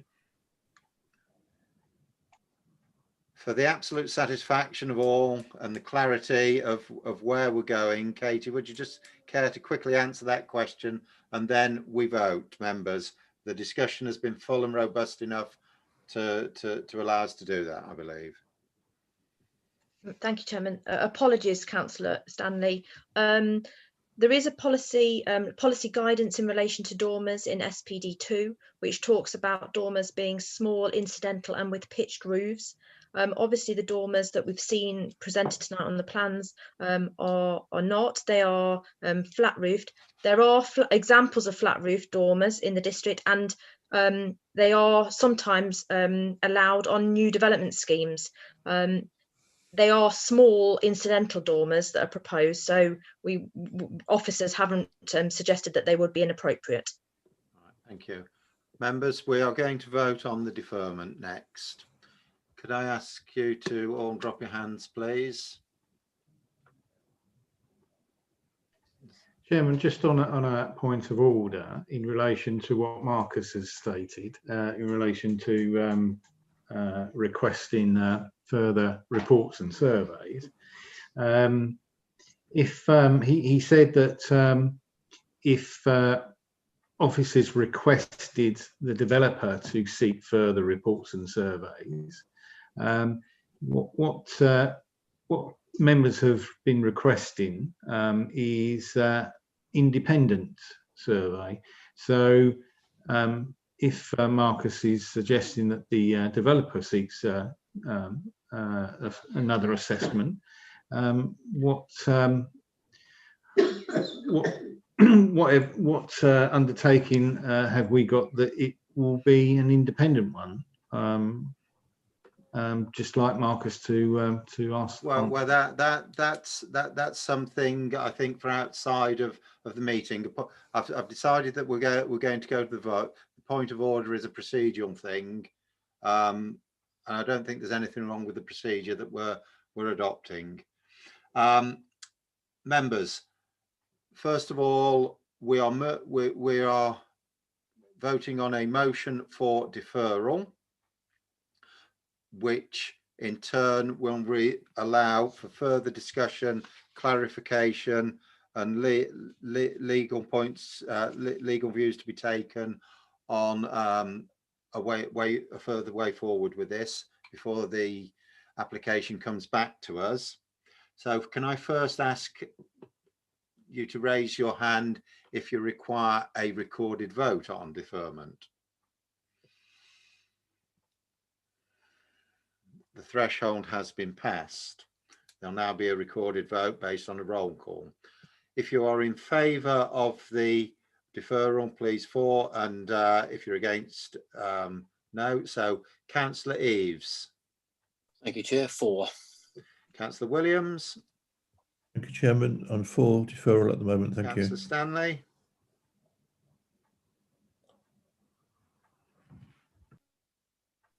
Against. Councillor FD. For deferment, Chair. Councillor Merrick. For, Chairman. Councillor Gooding. For, Chair. Thank you. Thank you. Councillor Mrs. Shaw. Against, Chair. Thank you. Councillor Butcher. For. Thank you. Councillor Wilkinson. Against. Councillor Hookway. For, Chairman. Councillor Mr. Shaw. Against. Myself for. Councillor Wilson. For deferment. Thank you.